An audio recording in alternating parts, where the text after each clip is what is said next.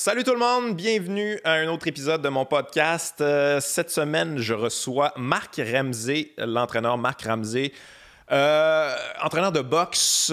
Bon, vous le savez, moi je suis un gros fan de boxe, mais c'est la première fois que je rencontre à mon podcast quelqu'un qui parle de boxe, qui évolue dans le milieu de la boxe. J'ai reçu Olivier Aubin-Mercier, j'ai reçu Pat Côté pour les arts martiaux mixtes, mais c'est la première fois que je pouvais parler de boxe avec quelqu'un. Vous allez voir, j'étais content, j'apprécie pouvoir parler de boxe.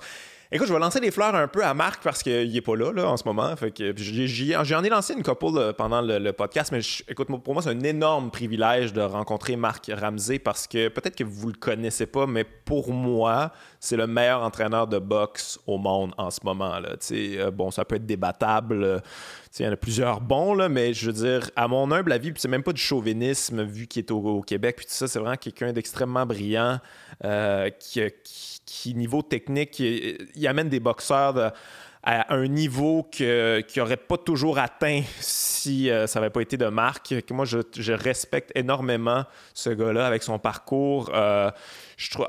Bref, c'est un énorme privilège de pouvoir rencontrer Marc Ramsey pour moi.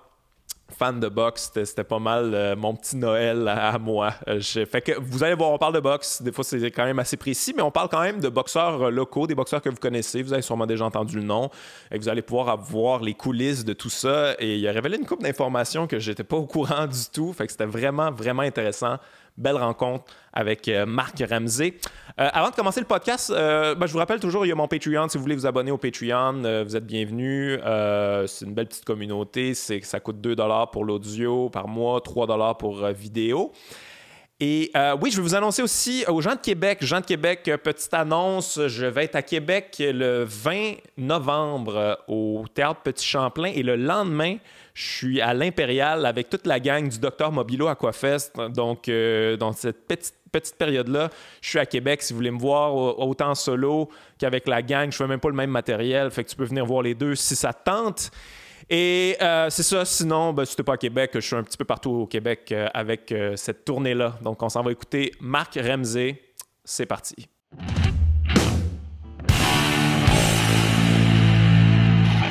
Marc Ramsey, bienvenue à mon podcast. Merci d'avoir accepté l'invitation. Les gens probablement savent que je suis un gros fan de boxe, mais en fait, tu es le premier intervenant de boxe que je reçois. J'ai reçu Olivier Aubin-Mercier puis Pat Côté qui sont plus dans le mixed martial art. Ouais. Mais premier entraîneur, en fait, que je reçois. Puis c'est un honneur pour moi. Pour moi, tu es un des meilleurs au monde. Là. Je veux pas te lancer trop de fleurs, te mettre mal à l'aise, là, mais même que je dirais probablement dans le top 3 dans le monde là, en ce moment. En tout cas, je vais arrêter de te lancer les fleurs, mais on va faire ton parcours un peu parce que c'est ça qui est étrange. Je trouve qu'au Québec, on a un des meilleurs entraîneurs de boxe, puis les gens, ils te connaissent pas nécessairement, ils savent pas nécessairement ton parcours, t'es qui, tu viens d'où, t'es né où? En fait, je suis né à Rouyn-Noranda, en Abitibi-Témiscamingue. Ouais.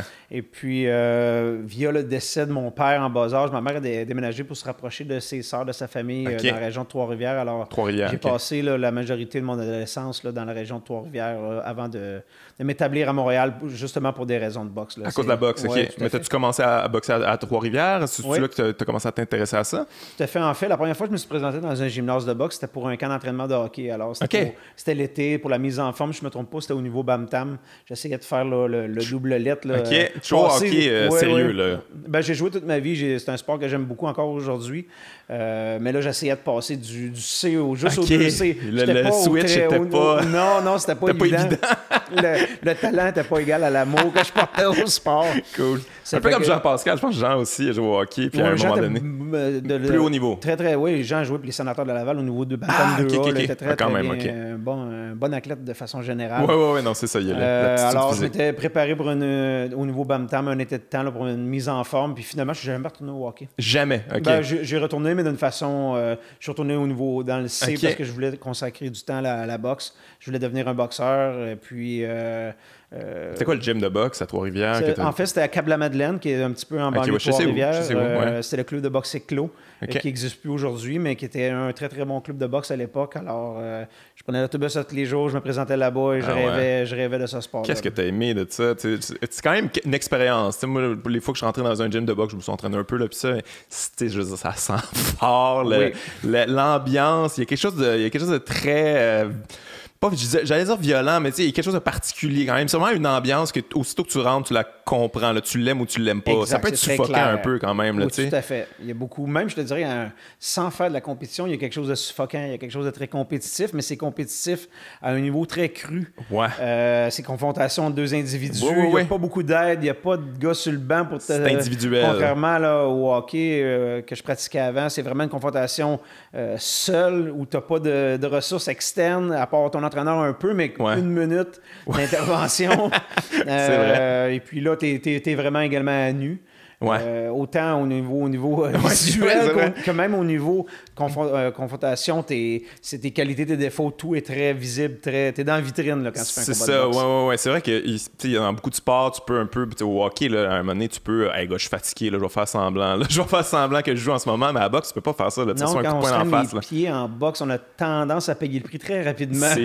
C'est fou, là, ça pardonne pas la boxe. Mais fait que ça, surtout, t'es rentré dans le gym, t'as fait comme, tu voulais devenir boxeur, dans le fond, c'est ça? Tout à fait, j'aimais le sport, je suis tombé en amour, j'ai pratiqué pendant l'été au complet. Par la suite, j'ai commencé à m'intéresser à tout ce qui se faisait au niveau professionnel également. Je regardais beaucoup de télévision américaine. Ce qui se faisait au Québec à l'époque, il y avait pas... c'était quelle époque, ça? Mais en fait, c'était l'époque peut-être d'Hilton, où il n'y avait pas beaucoup Ouellet. de galons. Non, c'est un petit peu plus pas tard. Encore Ouellet, non, okay. Pas encore Ouellet. Matthew Hilton, là, dans le temps de... Matthew, Davey, il y avait peut-être 1 ou 2 galas par année. Là. Il y a eu l'arrivée d'Alain Bonamy à cette époque-là. OK, ouais. Et par la suite, là, il y a eu le boom avec Éric Lucas, Stéphane Ouellet et Yvon Michel, bien sûr. Ouais, fait que toi, t'as boxé amateur? J'ai boxé amateur, j'ai boxé pour une quinzaine de combats. OK. Puis, t'es-tu bon? Non, pas vraiment. Non. Si j'avais été bon, j'aurais resté comme boxeur. T'étais quel genre de boxeur? Boxeur plus défensif, agressif? C'est vraiment drôle parce que je rêvais d'être un artiste du ring. Je rêvais d'être un grand styliste. J'avais vraiment pas la vitesse. Alors, je faisais des déplacements. J'essayais de jouer Sugar Ray Leonard depuis... Mais aussitôt que je me faisais toucher, je devenais qu'on appelle en anglais flat foot. Plus de mouvement.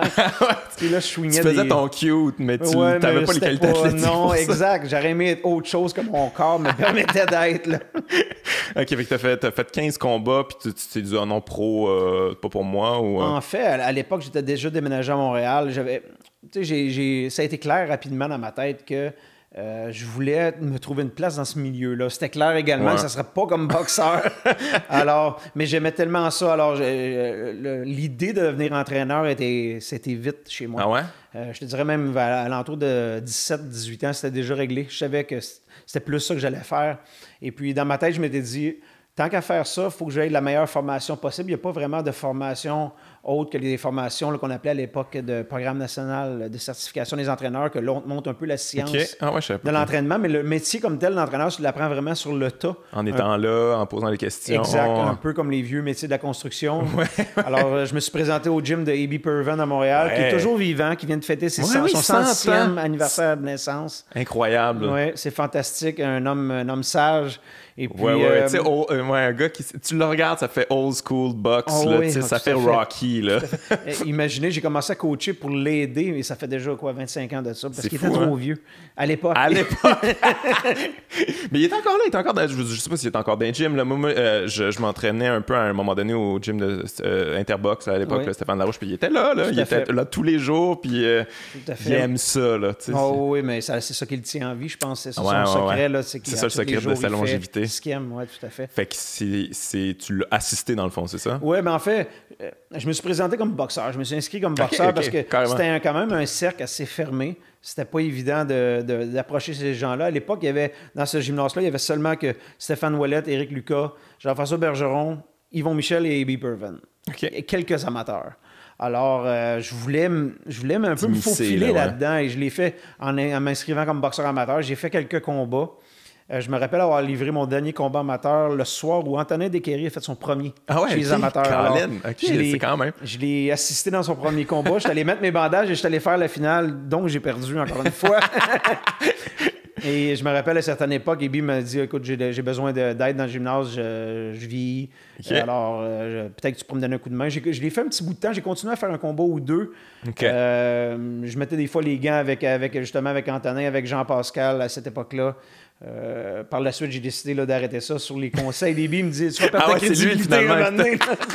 C'est lui qui t'a dit, garde, je t'ai vu aller, tu veux-tu m'aider? Tu vas être un bon entraîneur. Oublie la boxe. Mais il y a souvent ça dans les entraîneurs quand même, des boxeurs qui voulaient beaucoup, mais qui n'avaient pas nécessairement les qualités athlétiques, parce que malheureusement, des fois, ça prend ça. Là, la triste réalité, c'est qu'à un moment donné, ça prend aussi les... On essaie de faire une course de Formule 1 avec une Lada, là, ça marche pas. Mais je pense que ça force le niveau de compréhension du sport. Ouais. Le fait que tu n'es pas exactement. très talentueux, ça te pousse à être imaginatif, à avoir une bonne compréhension, sinon tu ne suis pas. Mais c'est vrai aussi que souvent, les boxeurs extrêmement talentueux, athlétiques, puis tout ça, ont aucune idée comment donner des conseils. J'ai écouté un podcast récemment avec Terence Crawford qui donnait des conseils aux jeunes, puis il disait que ça le frustrait tellement quand il faisait pas ce qu'il disait. Mais c'est parce que pour toi, c'est trop facile. Lui, toi, je vais le faire, puis tu le fais. Mais c'est plus tough que ça pour la plupart des boxeurs. Là. Il avait aucune idée, ça le frustrait trop. Je comprends pas pourquoi les gens sont pas aussi bons que lui. Mais voyons, c'est facile. Gretzky était pourri comme coach aussi. Exact, c'est vraiment... Mais c'est vrai, t'as raison. Ça prend un peu... Je pense que il y a vraiment une connotation où on est forcé mentalement d'avoir un avantage sur la compréhension, sur l'analyse de la game. Les bases. Et non pas, justement, le talent pur. Ouais. Tu peux pas vraiment baser sur le talent pur quand t'entraînes un... Tu suis pas. Surtout en boxe, tu peux te faire mal rapidement. Là. Ouais, exactement. Fait que toi, t'as commencé à l'aider. Est-ce qu'il t'a refilé des boxeurs ou c'était juste, garde, aide-moi avec les boxeurs que j'ai? Oui, au départ, je l'aidais, je l'assistais vraiment dans le coin. À toutes les fins de semaine, on avait des petits galas amateurs. J'ai commencé à lui donner un coup de main avec ses propres boxeurs à lui. Bien sûr, du coin de l'œil, jamais j'intervenais à cette époque-là, mais du coin de l'œil, je regardais beaucoup ce que Yvon Michel faisait avec Éric Lucas, avec Stéphane Ouellette, avec Jean-François Bergeron. Par la suite, Stéphane Larouche s'est joint à ce gymnase. Yvon, il les entraînait oui, c'était l'entraîneur. Oui, à cette époque-là, je savais pas que c'était... Et par la suite, quelques années plus tard, Stéphane Larouche était engagé comme entraîneur. Alors, j'ai également observé beaucoup d'extérieur ce que lui faisait. Et j'ai eu la chance, à une certaine époque, d'avoir Sylvain Gagnon, qui est un entraîneur de boxe amateur de Montréal, qui avait peut-être la plus grosse équipe au Québec à l'époque. Il est déménagé au Centre Claude Robillard avec peut-être 20 boxeurs de compétition de très haut niveau. Et lui m'a donné beaucoup de mandats avec des jeunes boxeurs qui étaient à l'époque Jean-Pascal et Antonin Descaries. Quand même. Oui, mais là, j'ai eu la chance de travailler avec des gros canons rapidement. Ben oui, quand même. C'est un peu étrange qu'ils donnent tout de suite des gros talents comme ça. Est-ce qu'il n'avait pas repéré le talent de ces gens-là ou il était comme... Oui, c'était assez clair, mais je pense qu'à l'époque, il y avait déjà chez les seniors des gros dossiers à s'occuper, des gars qui étaient là, très près de l'équipe nationale olympique.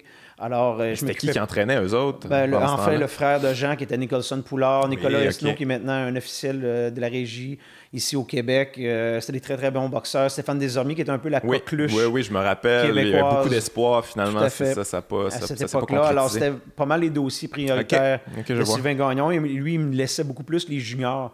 Alors, j'ai travaillé rapidement avec des gars qui étaient très performants. Je me suis retrouvé au niveau canadien chez les juniors et par la suite, j'ai les suivis chez les seniors. Quand on a fait commencer avec Jean-Pascal, quand même, c'est quand même quelque chose. Là, je te dirais que ça faisait peut-être 2 ans que je développais aussi. J'avais un boxeur à l'époque qui s'appelait Dominique Lompré, qui était également champion canadien amateur. Alors, je n'avais 2-3, Grégory Michel. J'avais des bons boxeurs au niveau provincial, mais pas des gars qui atteignaient le niveau national.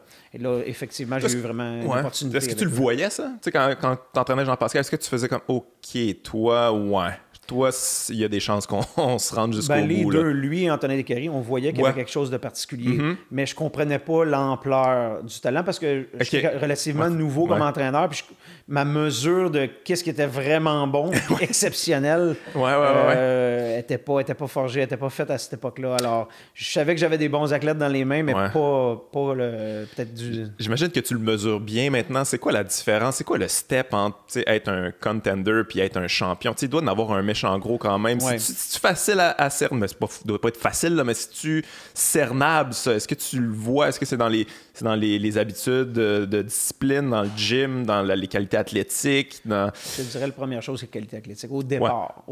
Parce que c'est un peu une pyramide que maintenant on vire à l'envers où au départ, le talent est très, très important.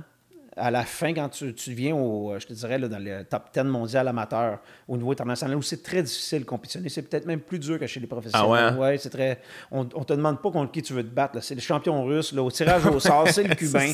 Puis c'est samedi. On te demande pas c'est quand ça te tente. Puis, alors, c'est très difficile.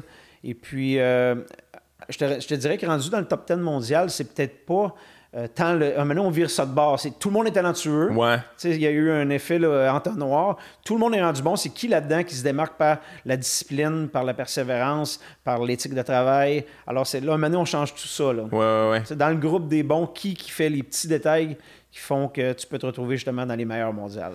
Mais je reviens un peu à la boxe amateur parce que ça m'intéresse quand même. C'est un univers que je connais vraiment moins. Puis j'ai l'impression que ça change beaucoup. Là, ils enlèvent les headgear là, maintenant là, pour les prochains Jeux olympiques, je pense. Ça a été fait pour les derniers. OK, pour les derniers. OK, mais qu'est-ce que tu as pensé de ça? Qu'est-ce que tu penses de ça? Je suis pas vraiment d'accord. Ben oui, mais c'est quoi l'idée de ça, en fait?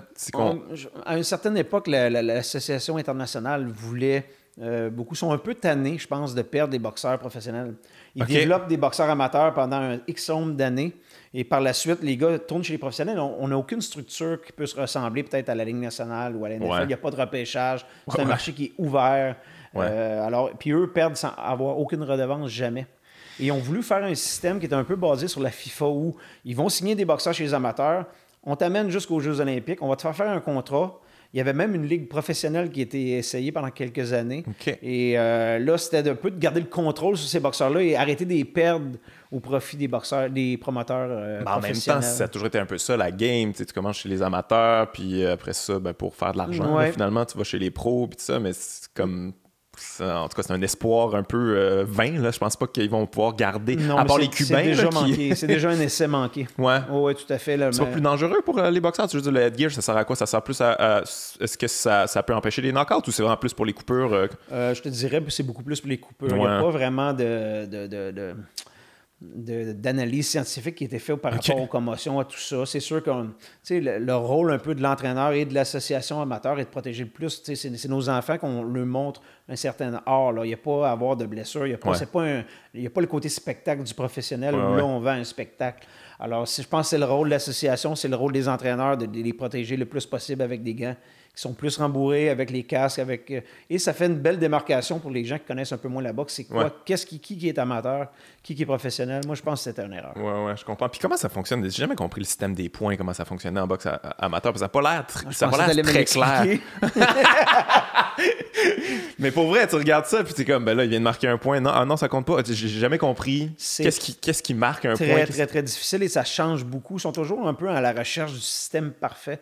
À l'époque où j'ai commencé, on jugeait un peu comme chez les professionnels où on donnait un certain score, on donnait 20 et 19 aux perdants. Et là, si c'était vraiment dominant, on pouvait donner 20-18 par ronde. Un peu comme un score comme on fait chez les professionnels avec le fameux 19. Là. Ça fait plus par la suite, on a décidé d'y aller avec les touches, vraiment un peu comme la boxe escrime. C'est de l'escrime. Et moi, j'ai vécu ça comme entraîneur où il fallait vraiment, dans une saison, changer complètement le style de nos boxeurs. Et là, il y a eu une époque où si tu étais vraiment fermé en défensive, les combats se gagnaient peut-être 4-3, 4-2. Et on a passé aux Jeux olympiques, le vois-tu, en 2004 avec Jean-Pascal, les scores, là, c'était 35 à 28. Tout ce que tu lançais, on l'enregistrait. Alors, je te dirais là, qu'aux 2-3 ans, ils changent de système. Et là, tout le monde, même la manière de boxer, et puis on n'enseigne plus la boxe aux amateurs au niveau international comme on l'enseignait à mon temps. Dans mon temps, c'était vraiment quelque chose qui était plus près de ce qu'on fait chez les professionnels maintenant.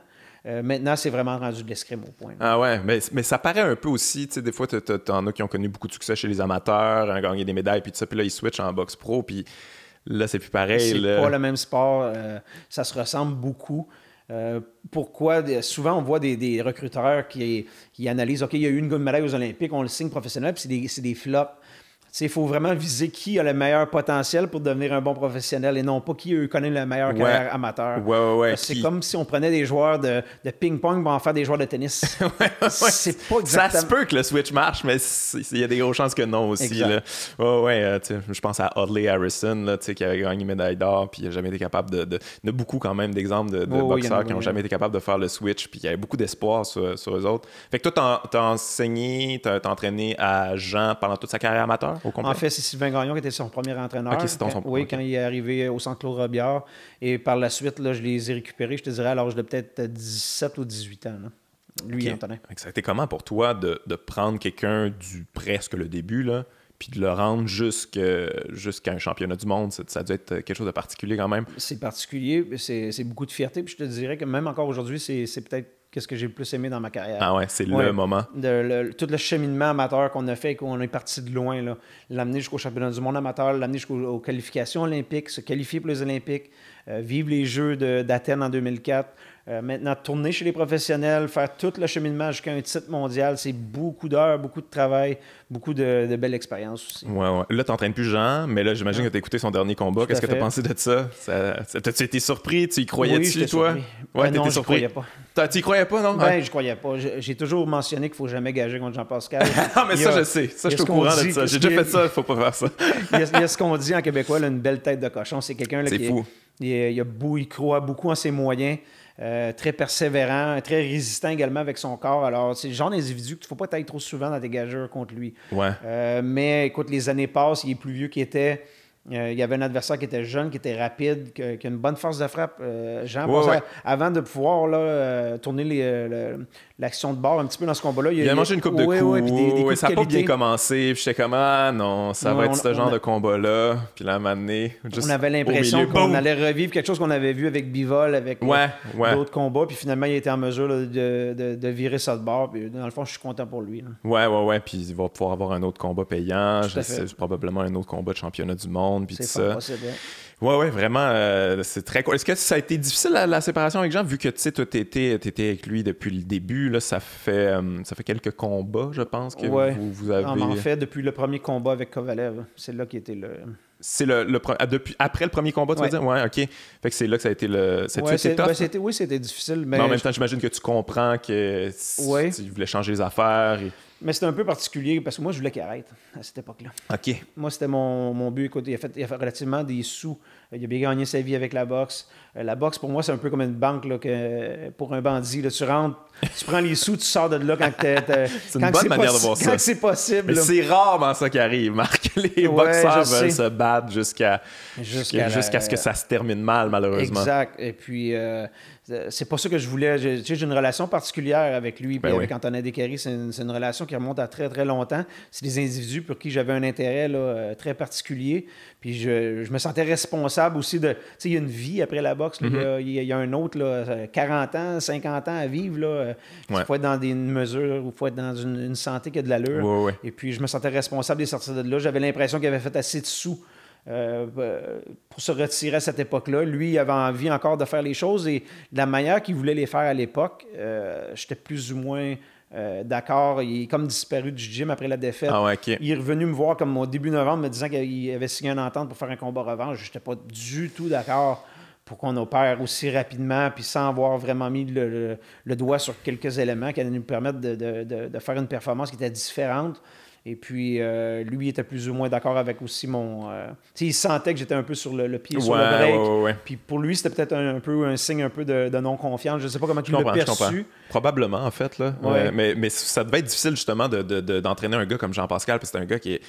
énormément courageux, beaucoup de gosse, il aime les défis, les gros défis, les plus gros défis en fait. Il veut tout le temps les plus gros défis. Ça doit être tough à un moment donné en tant qu'entraîneur parce que je me posais la question quand même. C'est sûr que des fois tu reçois des propositions d'adversaires puis tu fais comme lui, c'est pas lui que j'ai envie d'affronter. Comment qu'on va trouver le moyen, ça va être tough. C'est toujours où que c'est dans la carrière, c'est proposé. On a pris Carl Froch pour pas une bourse exceptionnelle. Pour une première tentative de championnat du monde à 168 qui était un combat, c'était une guerre mondiale. C'était incroyable. C'est le genre de combat que tu laisses un petit peu de toi-même dans ces combats-là. C'est des gros combats de boxe.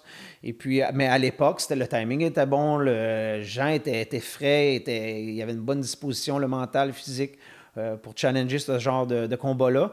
Je te dirais que quand tu vas un petit peu plus loin dans la carrière, là, tu commences justement à penser à l'après-carrière puis tu veux protéger ton athlète le plus possible. Ouais, puis Jean allait pas arrêter. Là, non, Jean, il est... Mais ça me fait capoter parce que le combat revanche, justement, Kovalev, ça s'est pas bien passé. Là, ça a été extrêmement difficile, mais Jean a continué. Puis c'est quelqu'un qui, encore, je veux dire, affronter Bivol, là, rendu au stade de sa carrière, c'est toute une machine. Puis aller chez Marcus Brown, puis il a créé la surprise. C'est du gambling, là.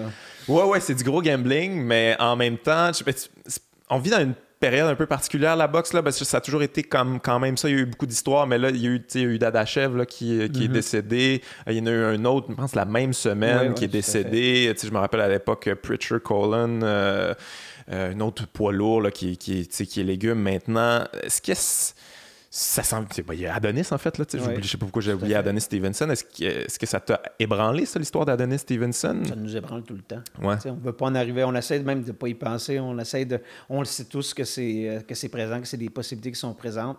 Mais en même temps, c'est un peu notre métier de faire en sorte que ces choses-là n'arrivent pas. Ouais. C'est pas infaillible. C'est quelque chose qui peut se produire, mais écoute, c'est jamais plaisant, c'est sûr. Mais ouais, c'est ça, parce que tu sais, Dadachev, on a vu là, l'image de Buddy McGirt dans son coin, là, qui est comme on arrête ça, puis il l'a arrêté finalement le combat, mais c'était trop tard. Mais tu sais, je veux dire, tu peux pas vraiment savoir non plus. Puis, tu sais, je pense à Adonis, on ne fait pas savoir ça. Y a-t-il des raisons à ça? Non, mais c'est ça, il faut faire attention parce que, premièrement, il y a des constitutions physiques qui sont pas, qui vont te prédisposer à avoir des accidents comme ça. Moi, j'ai eu la chance de rencontrer, je me rappelle, à l'ouverture du groupe Interbox, j'ai eu la chance de serrer la pince à Jake LaMotta, qui était il avait déjà à l'époque 80 quelques années. J'ai jamais vu quelqu'un d'aussi lucide de ma vie. Et puis, si tu regardes dans toute l'histoire de la boxe, il n'y a jamais personne qui a fait autant de guerre que lui. Ouais, non, c'est incroyable. Il y a 6 combats contre Sugar Ray Robinson. Oubliez la carrière de Gatti, là, c'est Gatti exponentiel 4. Là. Ça n'a rien à voir. Alors, puis ce monsieur-là, c'était pas un défensif non plus. Toute son idée était là, son regard était vif comme... il y avait une flamme encore quand il parlait de boxe. Il était très allumé. Alors, d'un individu à l'autre, il y a des petits, j'ai connu des petits boxeurs amateurs qui n'ont jamais fait de carrière professionnelle qui étaient maganés. Alors, il y a des prédispositions pour ça. Il y a également comment que les gens sont entourés, comment que maintenant, on développe beaucoup mieux les entraîneurs à percevoir, à voir ces choses-là. À voir les petits détails de coordination, beaucoup plus d'intervenants au niveau là, justement des commotions et tout ça. Alors, on est beaucoup plus aiguisé qu'on l'était il y a quelques années. Toi, est-ce que tu as sûrement réfléchi à ça? Est-ce que ça te rajoute un peu de pression d'arrêter les combats plus tôt? Si ça va pas bien, t'es-tu t'as-tu un minding différent depuis toutes ces histoires-là où tu essaies de pas penser à ça puis de juste faire ta job comme tu la faisais avant? En fait, j'ai une espèce de code où tu es dans un combat, tu vois que d'une façon technique, tu peux pas battre le gars. D'une façon, disons que j'ai un boxeur qui n'a pas un punch. Je vais te donner un exemple. Un David Lemieux, je peux toujours lui laisser une chance un petit peu plus. Parce que David est capable de virer un combat de barre d'un coup de poing. Alors, je vais lui donner un petit peu plus de corde. Un gars où, je sais pas, qui n'est pas un connard, on ne domine pas d'un point de vue technique. Puis là, maintenant, t'as beau regarder ça de tous les angles, il n'y a pas de manière... T'as rayé le plan A, le plan B, le plan C, puis t'es comme bon. Ça donne absolument rien de continuer. Il ne faut pas attendre le carnage ou une dominance trop évidente pour arrêter ça. Maintenant, il y a une... OK, c'est assez, là, on n'y arrivera pas, puis c'est tout. Puis, tu sais, que les boxeurs soient fâchés ou pas, ça, il faut que tu en prennes la responsabilité. Ouais. J'ai envie de parler Bon, on a parlé un peu de Jean-Pascal, là, tu l'entraînes plus, mais bon, ça a été après le premier combat contre Kovalev. Kovalev, c'est un gars que tu commences à connaître aussi. Tu l'as affronté. T'es-tu tanné de lui? T'es-tu tanné d'affronter Kovalev? C'est quelqu'un qui est... Tu sais, parce qu'à l'époque, quand vous aviez affronté Kovalev avec Jean-Pascal, c'était le monstre, là, qui avait aucune faille, là, tu sais. Tout à fait. Puis là, après ça, bon, il y a eu Andre Ward qui l'a un peu exposé au corps. Est-ce que c'est quelque chose que tu avais vu à l'époque, qu'au corps, il était susceptible? Ben, en fait, ils ont démontré. C'est toujours ça qu'on fait. Hein? C'est pas sorcier. Quand on voit quelqu'un qui échoue dans un certain aspect de la boxe, alors là, on étudie qu'est-ce qui a fait défaut dans ce combat-là. Et Andre Ward a exposé certaines choses de Kovalev, dont sa difficulté à boxer à haute intensité dans les deuxièmes parties de combat. Et le premier combat que vous allez pouvoir, genre avec Eleider Alvarez, la stratégie était basée sur le deuxième combat de Ward, où de 1 à 6, de 1 à 5, il faut faire le moins... il faut faire attention. Oui, il ne faut pas se faire de dégâts le moins possible. Essayer de rester dans le score le plus serré parce qu'il est possible que notre plan du knockout ne marche pas, qu'on se ramasse avec une décision. Il faut être compétitif à ce niveau-là, mais de l'attaquer beaucoup plus sérieusement de 6 à 12 que de 1 à 5. Et son ratio de knockout chute de façon dramatique après 5 rounds. Et c'est pas quelque chose qui a changé. On a pu le voir lors de son dernier combat. Encore une fois, il s'est fait faire mal au 8e round. Mais tu sais, le penser, le pratiquer, mais le vivre, le soir du combat, c'est autre chose parce qu'il cogne vraiment dur, il boxe très bien. Ouais, mais c'est ça, il a l'air d'avoir de la misère sur le back foot aussi, il a se faire de la pression. Courte distance, beaucoup plus compliqué pour lui qu'à longue distance également. Ouais, c'est un dominant et non, il aime pas se faire dominer. Non, là. du tout. Devient, Et quand il commence à souffrir, c'est un aspect de la boxe qu'il aime moins. Ouais. Il n'est pas habitué à ça, il deal très mal avec ça. C'est un bully, c'est carrément un bully, ce gars-là. Fait que la stratégie du premier combat contre Alvarez, c'était le KO carrément. Vous visiez le KO? Pas nécessairement le KO. S'il arrive, il arrive. Mais c'était beaucoup de déplacements, un peu comme Ward avait fait dans les premiers rounds. Ouais. Le bon jab des leaders, s'assurer de gagner un round ou deux là, minimum là, dans les 6 premiers. Il ne fallait pas avoir quand même une trop grande écart.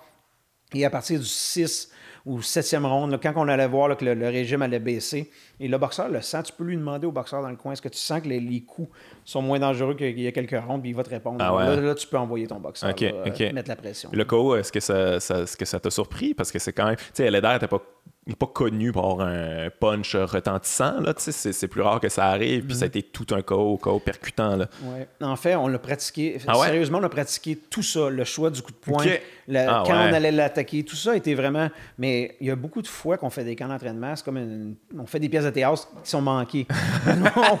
on pratique. Et finalement, ça arrive pas. Ça peut arriver ou ça arrive près de la cible, mais pas exactement ce qu'on avait. Ce soir-là, ça s'est vraiment bien passé. Ça s'est passé comme on a pratiqué pendant 8 semaines. Mais c'est pas toujours le cas.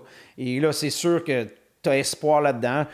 Kovalev est favori. Tu as toujours ça dans ton subconscient où on essaie de faire un upset. Là, nous, on n'essaie pas de juste défendre une position. Alors, on l'a attaqué. Ça s'est passé comme on avait planifié. Pas surpris, mais très content. Ce feeling-là en tant qu'entraîneur, quand il sait exactement ce que tu avais prévu. Fantastique ce soir-là. Sérieusement, c'est peut-être la soirée la plus... par le travail qu'on a fait puis l'exécution qui était faite, le plus satisfaisant que j'ai jamais eu. Ah ouais? Tu te sentais au sommet de ton art en tant qu'entraîneur, puis tu étais en communion avec ton boxeur. Puis l'exécution du boxeur, puis aussi, qu'il faut connaître aussi la vie d'Eléder Alvarez, qui est une vie très, très difficile. Ben oui, parlons-en un peu. Tu vois, comment que... c'est Jim, à l'époque, en fait, qui t'avait donné ce boxeur-là? Non, c'est le contraire. Okay. Ah, c'est le contraire. C'est toi qui avais été chercher ces deux gars-là. Oui, tout à fait. Moi, en fait, depuis que j'ai lâché l'équipe nationale olympique en 2004, j'ai toujours continué à suivre la boxe amateur de très, très près. Okay.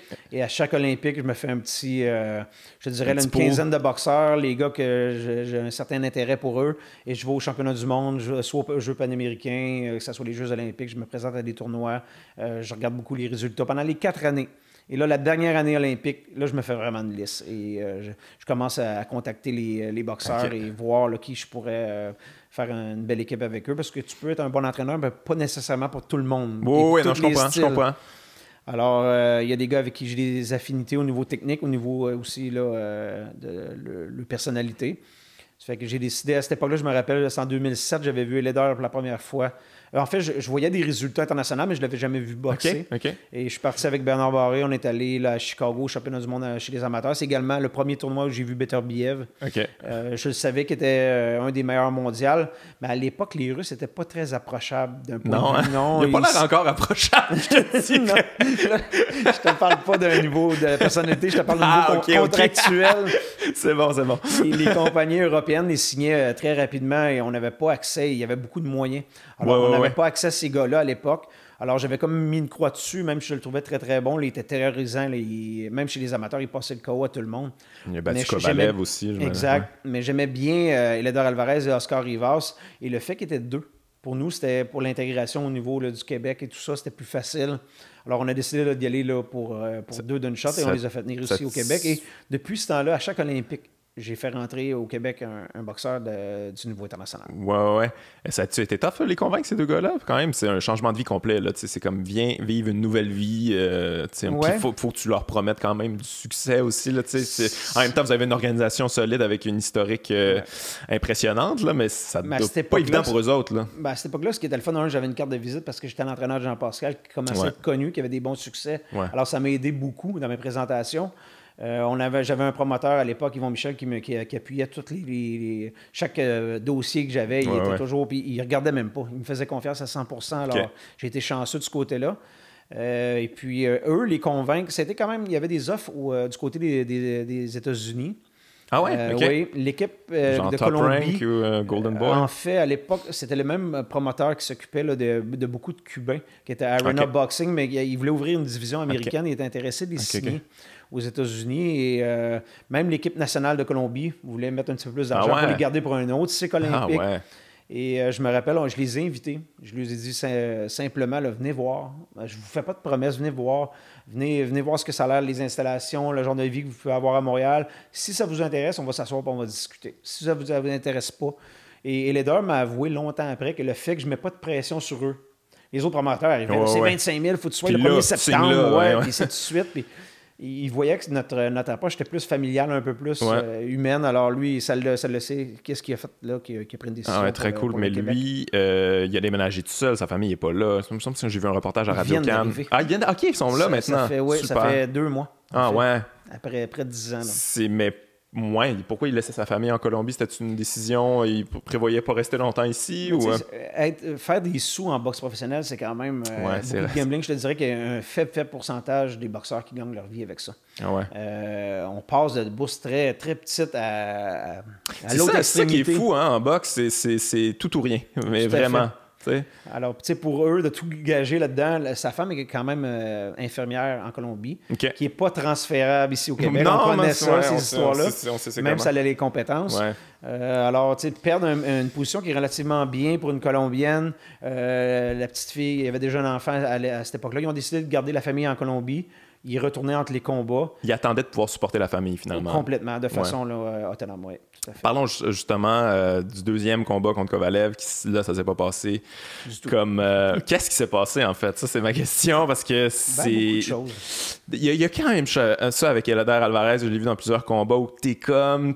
Vas-y, tu vas-tu performer ou il ne performera pas? Mais y a-tu quelque chose dans la motivation?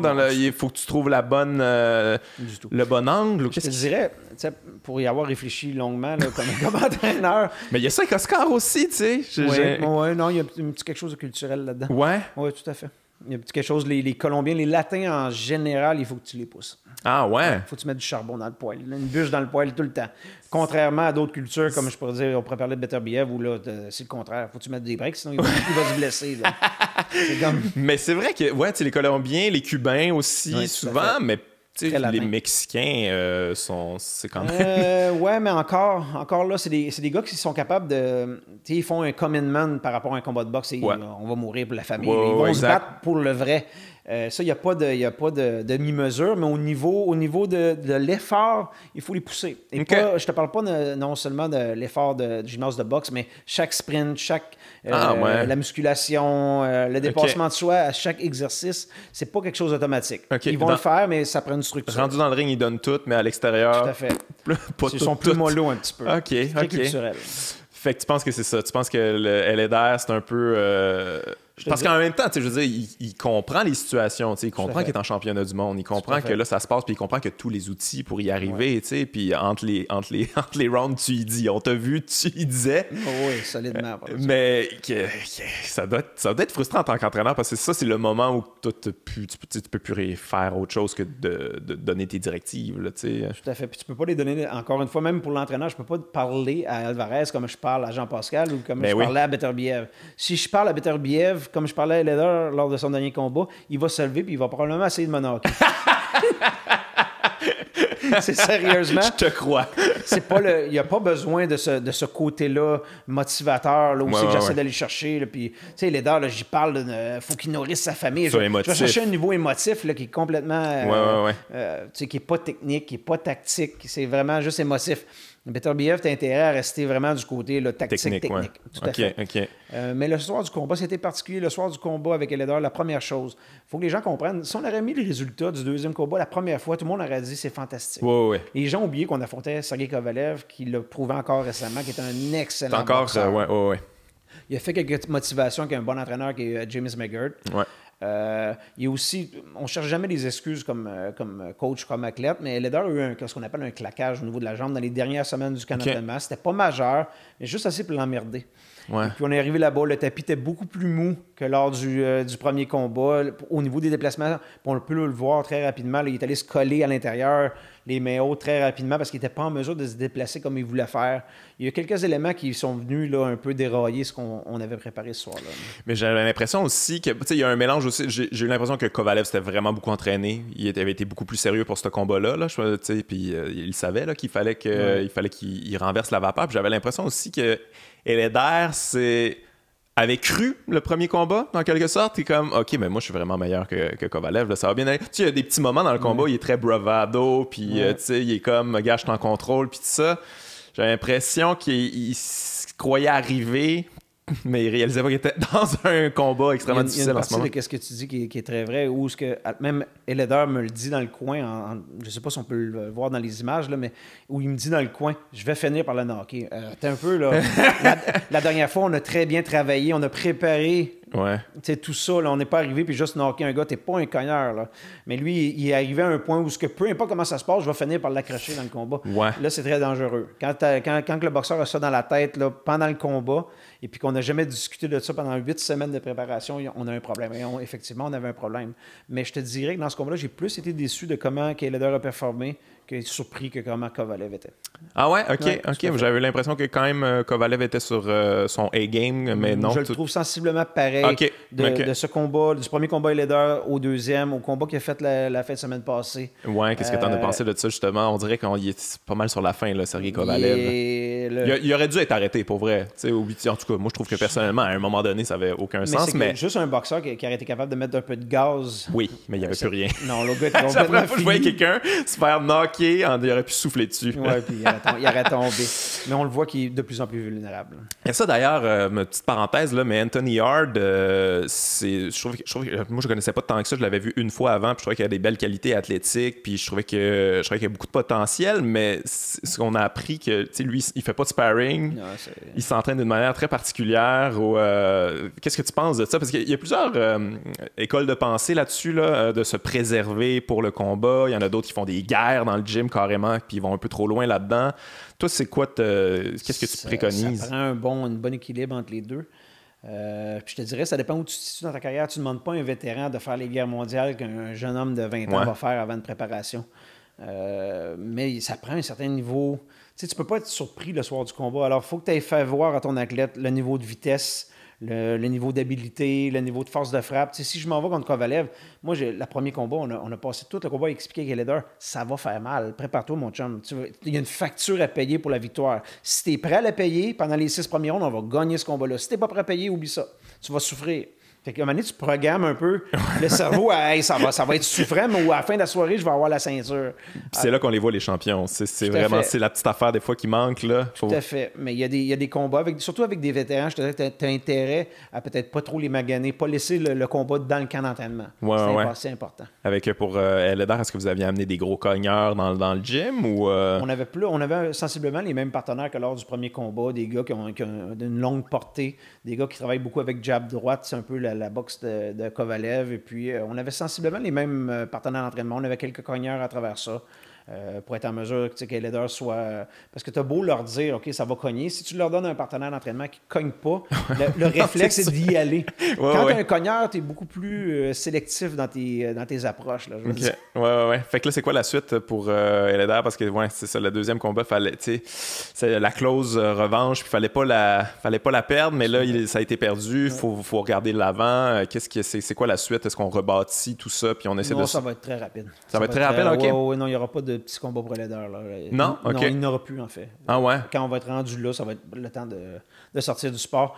Il est rendu à un certain âge et on parle déjà là, de combat là, probablement pour fin novembre, début décembre. Okay. Il est toujours sous contrôle avec le promoteur américain Top Rank et le groupe Yvon Michel et on parle vraiment d'un combat important. Gros adversaire. Oui, tout de suite. OK. Mais parce qu'en même temps, il s'est fait un nom avec le premier combat. C'était tout un upset là, dans le monde de la boxe. Là, fait que... Le nom est encore bon. On est encore dans une branche où le niveau monétaire est intéressant pour lui. Alors, cool.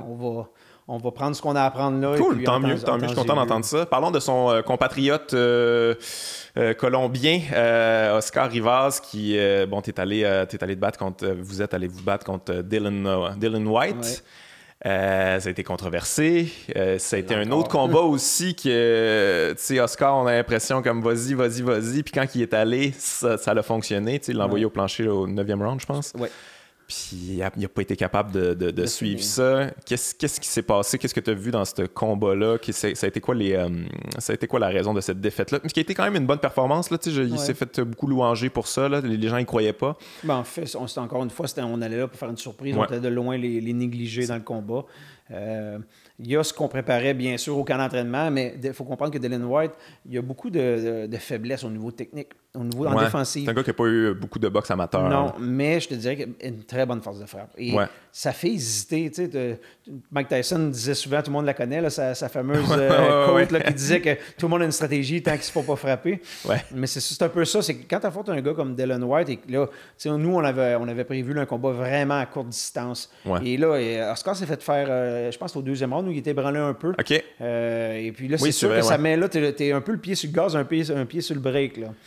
T'es-tu surpris de son jab? Moi, j'étais surpris de son jab. Ouais, je savais pas qu'il y avait un bon jab dans ce combat-là quand même, non? Ouais, mais là, tu parles de Whyte. Ouais, Whyte. Ouais, tout à fait. Non, il y a relativement un bon jab. Il y a une bonne droite, un bon crochet de gauche.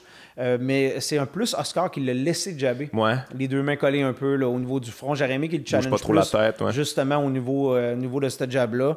Il y a également un peu le fait, comme Yarde, c'était dans le combat avec Kovalev, c'est un gars avec une masse musculaire exceptionnelle. Ouais, et ça demande de l'oxygène, quelque chose d'épouvantable. C'est fou, hein, c'est ce qu'on appelle en sciences du sport l'ATP-CP, la récupération de l'énergie. Là, elle se fait pas au même niveau qu'elle se fait avec un athlète qui n'est pas aussi là, en muscle.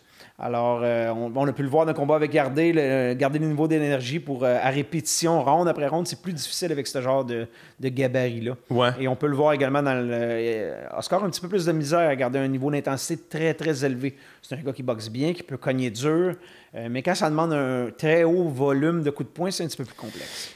Mais il a quand même réussi à transposer sa puissance jusqu'au 9e round, l'envoyer au tapis. C'est quelque chose que vous aviez prévu, ça? Est-ce que c'est arrivé comme ça? Ou y avait-tu espoir de knocker ce gars-là, Whyte? En fait, c'est un peu ça qu'on voulait faire. La tactique était vraiment de faire un combat le plus proche possible à courte distance. Quand il se fait bousculer, Whyte est un peu comme une momie, là, perd le ballon. Il fait des moves. De la misère à déployer beaucoup de puissance aussi, il devient moins dangereux. On voulait vraiment le jouer épaule contre épaule à courte distance et le bousculer, un peu aller bouffer l'énergie ronde après ronde. Pas tant au niveau du volume de coups de poing qu'au niveau de justement la confrontation physique. Et puis justement, à cause de la force de frappe, c'était un petit peu plus complexe à aller se placer dans cette position-là, et puis ça fait dérailler un petit peu la Mais ça a fini par fonctionner, par exemple, au 9e round. Est-ce que tu disais comme, OK, là, on le tient, ou t'es comme... Moi, je pensais qu'on l'avait, là. Ouais, moi aussi, je pensais que vous l'aviez. Sérieusement, je pensais qu'on l'avait, puis justement, Oscar n'a pas été en mesure là, de mettre le gaz qu'il fallait. Là, pour... Ouais. Puis il y a aussi le fait qu'il faut donner quand même le crédit à White, là, il a récupéré, puis il est revenu en force quand même, un peu comme Kovalev contre Yarde. C'est quelque chose qu'on connaissait de lui. Mauvaise récupération, mais c'est un gars qui est très persévérant. Même, il s'est arrivé dans d'autres combats, il est allé au plancher, pas de panique, il se relève, puis il continue à se battre. Parlons de la controverse de ce combat-là, justement. Il y a eu des... en fait, j'ai eu de la misère à comprendre cette histoire-là. Il y a eu le sample... c'est quoi qu'est-ce qui est arrivé, en fait? Est-ce que tu peux m'expliquer un petit peu? Parce que, on parle de stéroïdes ici en ce moment, là. On parle de substances illégales. Y a-t-il une conclusion à ça, ou on est encore sous enquête? Ou... On est encore sous enquête, ça va être très long, c'est très complexe. Il y a beaucoup de gens d'impliqués là-dedans. Écoutez, il y a soi-disant un échantillon qui était testé positif de l'adversaire. Ça a été mentionné aux boxeurs, ça a été mentionné au niveau du promoteur. Eux ne nous ont jamais avisé de ça. Et ont laissé Oscar Rivas s'embarquer dans le ring dans ces conditions-là. Okay. Écoutez, tout ça risque fortement de se retrouver en cours. Là, on est en démarche pour ça. On demande des renseignements, on demande quelques explications, mais ça risque d'aller assez loin.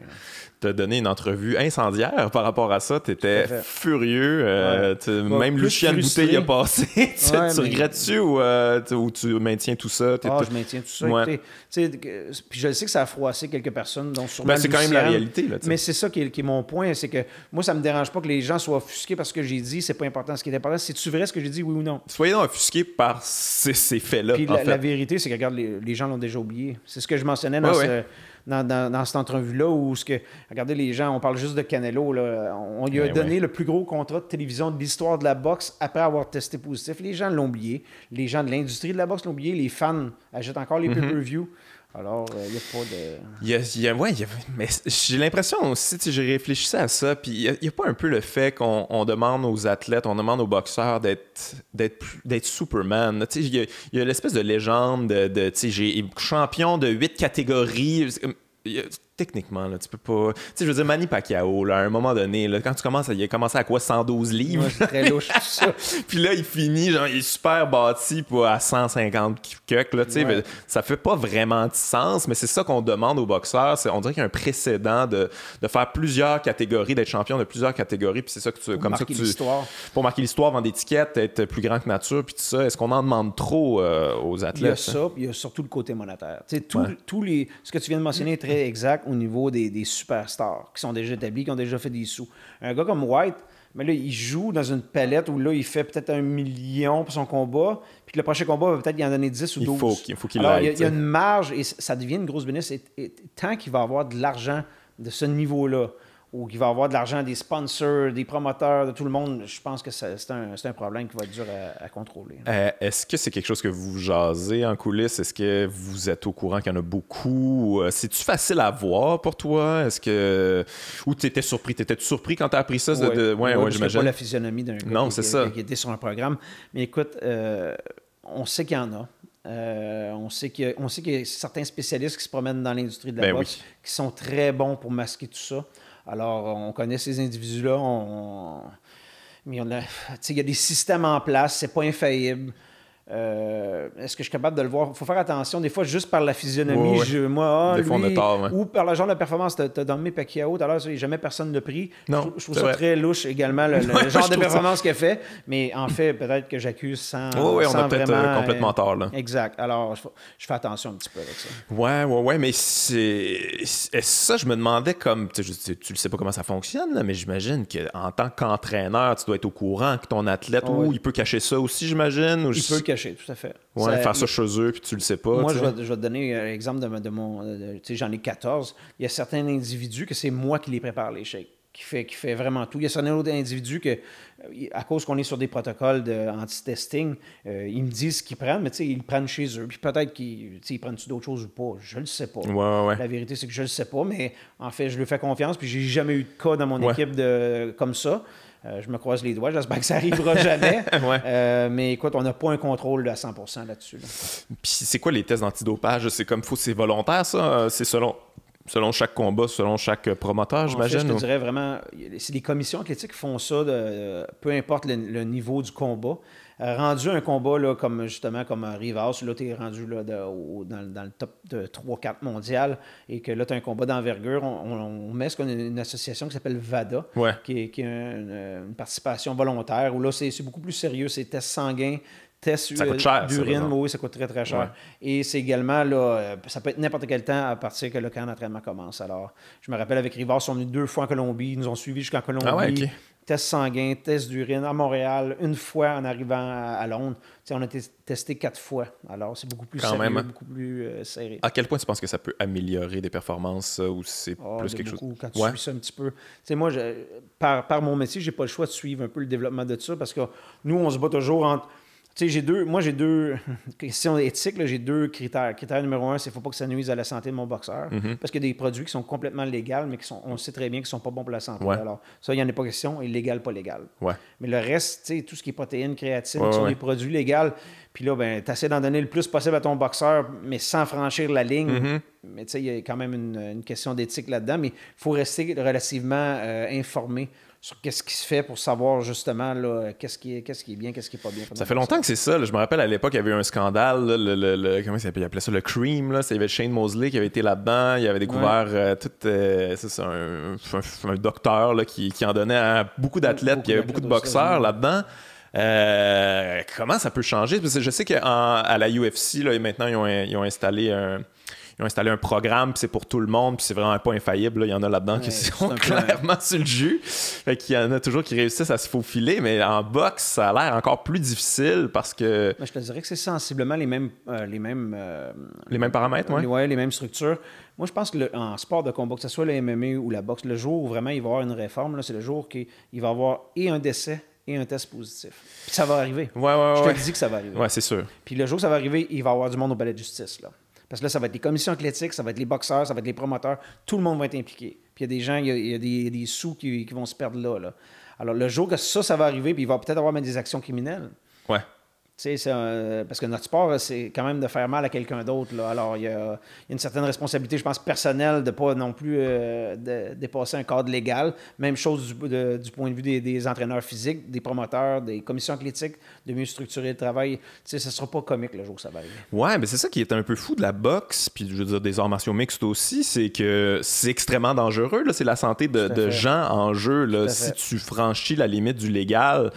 On devrait un peu tomber dans le criminel rendu là, mais c'est souvent des suspensions, des affaires un peu ridicules, finalement. C'est quasiment un assaut. Mais organisé, là, c'est quelque chose de planifié. Là. Ouais, on peut avoir des vrais problèmes. Il y a quelqu'un qui va se ramasser en prison un jour. Tu penses-tu qu'un peu le fait que les gens écoutent la boxe, écoutent les arts martiaux mixtes d'une manière... Pour aimer un peu la violence quand même. Il y a de la violence, c'est des gens qui mettent leur vie en jeu, puis les gens ont l'air à se dire comme, gars, rendu là hein, qu'ils soient sur le stock ou pas, moi je veux juste voir du monde qui se font mal, puis s'ils se font plus mal, ben tant mieux, tu sais. C'est ça le problème. Ouais. Ben, du point de vue des fans, je te dirais, c'est que le côté de l'amour du sport et de voir un événement sportif est plus élevé que le côté moral. Ouais. Oui, on est tous offusqués de ça, mais on l'a tout oublié après 2 semaines. Ouais. Que ce soit Canelo, que ce soit le score. C'est ce que j'ai raconté par rapport à Lucien Boutet également. On a tellement aimé ça le restant de sa carrière, parce que c'est pas juste ça, Lucien Boutet. Il a eu une belle carrière de boxe, il y a eu quelque chose de beau en arrière de ça. Mais les gens, comme le côté moral passe après, moi je veux voir un bon show. Ouais. T'as-tu vu l'entrevue de Mike Tyson récemment où il révèle qu'il prenait des stéroïdes? Je l'ai entendu parler beaucoup, mais je l'ai pas. Incroyable. Je pense que Mike Tyson il est sur une espèce de, pas une dérape, là, mais là, il s'est parti d'une business de cannabis, puis tout ça, puis je pense qu'il est tout le temps gelé. Puis dans une entrevue, il a l'air pas tout là, puis il révèle qu'il faisait ça, puis quand on arrivait avec les tests, il y avait un faux pénis en plastique avec l'urine de genre sa femme ou ses enfants, puis qu'il faisait ça devant le dude, puis il n'y avait aucun problème. Mais tu sais, il a jamais été pogné, ce gars-là, puis il révèle ça finalement, qu'il était sur le stock. Je me rappelle, quand j'ai commencé, que comment qu'on structurait tout ça, c'était pas comme c'était aujourd'hui. Ça s'est beaucoup amélioré. Alors oui, j'ai des histoires comme ça de faux pénis puis tout ça. Ouais, j'imagine que ça se peut moins maintenant. Oui, j'ai entendu ça. Maintenant, c'est impossible. Les chaperons maintenant accompagnent dans les toilettes les athlètes. Là. C'est pas... Ouais, mais en fait, ce qu'il disait, Mike Tyson, c'est que, tu sais, oui, il se faisait accompagner dans la toilette, mais qu'il sortait ça tout de suite devant. Je pense pas que c'est quelque chose d'impossible. Puis le dos, tu faisais non, mais tu sais, je veux dire, regarde, tu peux faire ça, là, je vais juste regarder ailleurs, tu sais. Non, il check. Pour le ouais?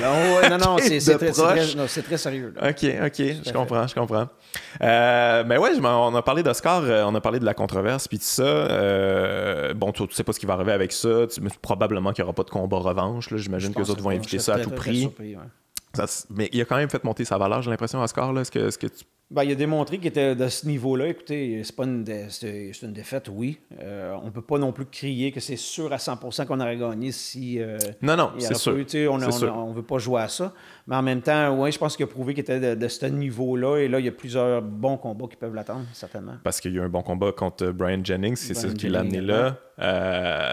Ça a été un autre combat aussi que tout le long, on a comme vas-y. Puis finalement, à la toute fin, boum! Et je vais te raconter une anecdote. Je ne suppose pas une grosse anecdote, mais je l'ai écouté ce combat-là. Et au 11e round, j'ai fait gars.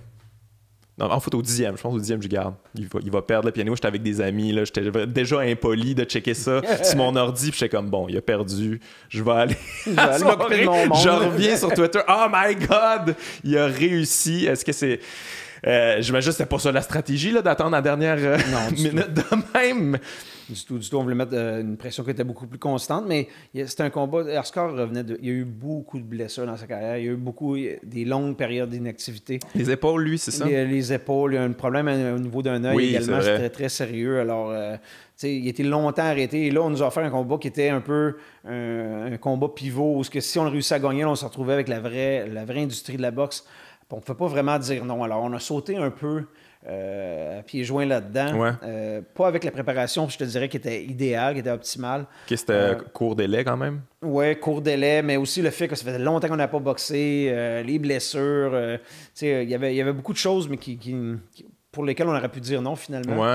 Puis on a décidé de procéder quand même. Il était rendu à un moment où il y avait besoin de défis aussi. Tout à fait. C'est parce que là, fallait que ça se passe. Le temps passe, puis là, est-ce qu'on va faire des combats payants, oui ou non? Puis il y a un peu dans la même situation qu'Alvarez, c'est des familles très pauvres. Alors, l'objectif avec eux, c'est de rendre ça lucratif. Ouais. Alors, non, on est allé, puis, mais c'était une performance, des hauts, des bas, des hauts, des bas, des montagnes russes pendant 12 rondes, et puis à la fin, là, je me rappelle avoir peut-être crié autant que j'ai jamais crié dans un coin.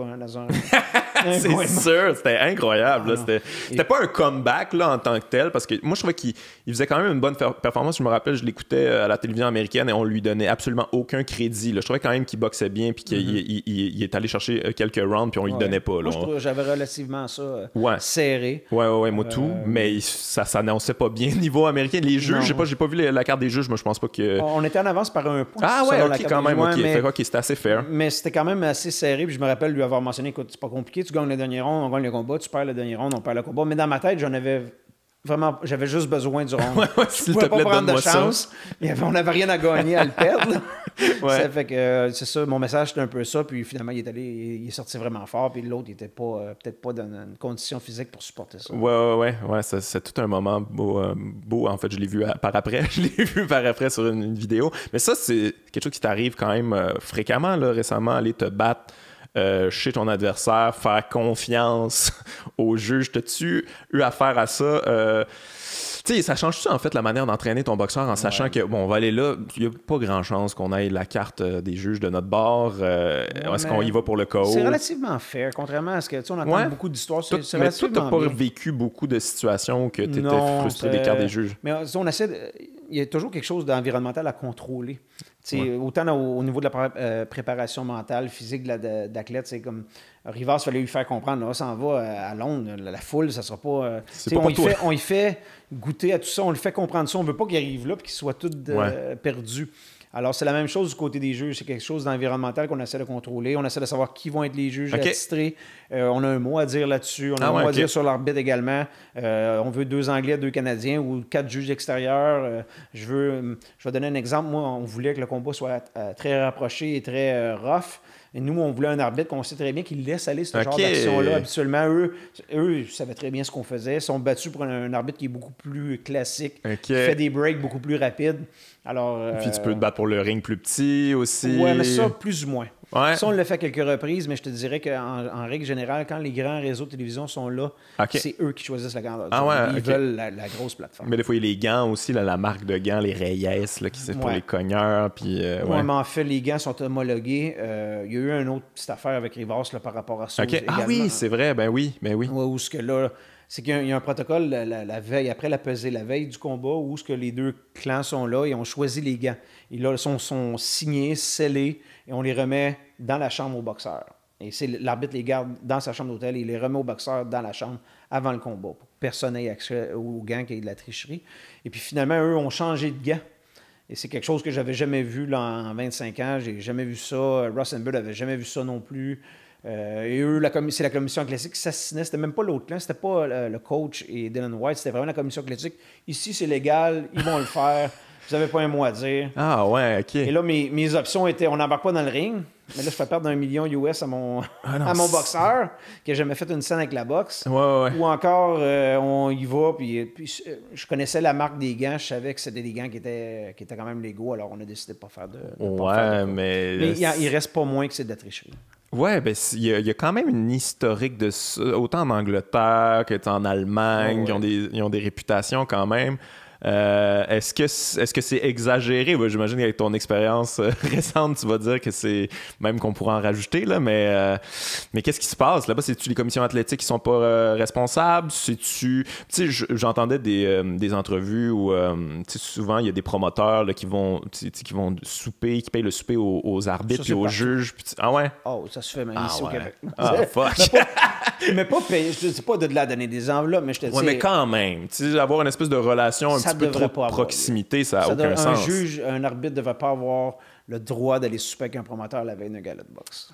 À mon avis, à moi, là, c'est un avis quand même assez fair. C'est quelque chose qui n'est pas acceptable, mais c'est des choses qui se font.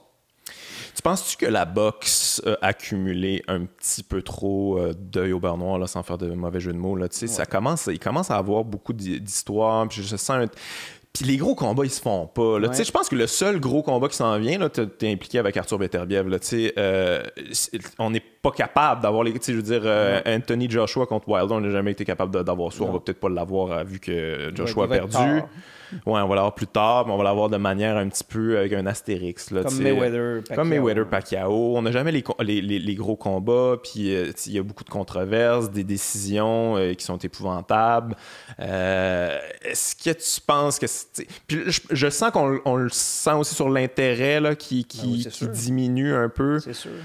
Qu'est-ce qu'il faudrait faire pour virer ça de bord? Tu sais, parce que c'est quand même particulier, c'est très privé aussi. C'est des promoteurs qui sont chacun de leur bord. C'est une question de business, c'est que c'est le même problème pourquoi on a autant de titres mondiales maintenant. C'est que c'est des sanctions qui sont versées. Chaque combat, les boxeurs versent une sanction. C'est que plus que de ceinture, plus que les fédérations font de l'argent. Oui, c'est un grave problème. Puis c'est juste une question de business, tout ça. Là. Si tu as un champion qui est un peu par en arrière, mais là, tu veux pas qu'il se batte avec trop des gros boxeurs. C'est facile, comme moi avec Beterbiev, c'est facile de dire je veux lui, je veux tout le monde parce que je crois fermement que j'ai le cheval pour gagner la course. Mais quand tu l'as pas, tu veux monnayer ça le mieux possible. On étire ça. C'est une question de business, mais je pense que tant aussi longtemps qu'il n'y aura pas un sérieux ménage là-dedans, puis j'ai de la misère à voir que ça va se faire. Il y a un problème les réseaux aussi. Il y a deux zones maintenant. Il y a le PBC Boxing. Ça coûte cher les réseaux faire de la boxe. C'est fou, hein? Oui, ça lui coûte cher. Tu y crois-tu, toi, à DAZN? Écoute, ils ont mis tellement d'argent, puis ça n'a pas l'air à se passer. J'ai pas l'impression. Je pense que le streaming est peut-être l'avenir, mais je pense qu'ils ont fait ça tôt. Je trouve qu'ils ont fait ça. Je suis d'accord avec toi. Très de bonheur. Les gens sont pas... Moi, j'ai même pas encore ça chez moi. Moi, je l'ai, puis c'est pas à point. Des fois, ça bug. Puis, tu sais, je veux dire, quand tu as payé pour ça, puis quand tu écoutes.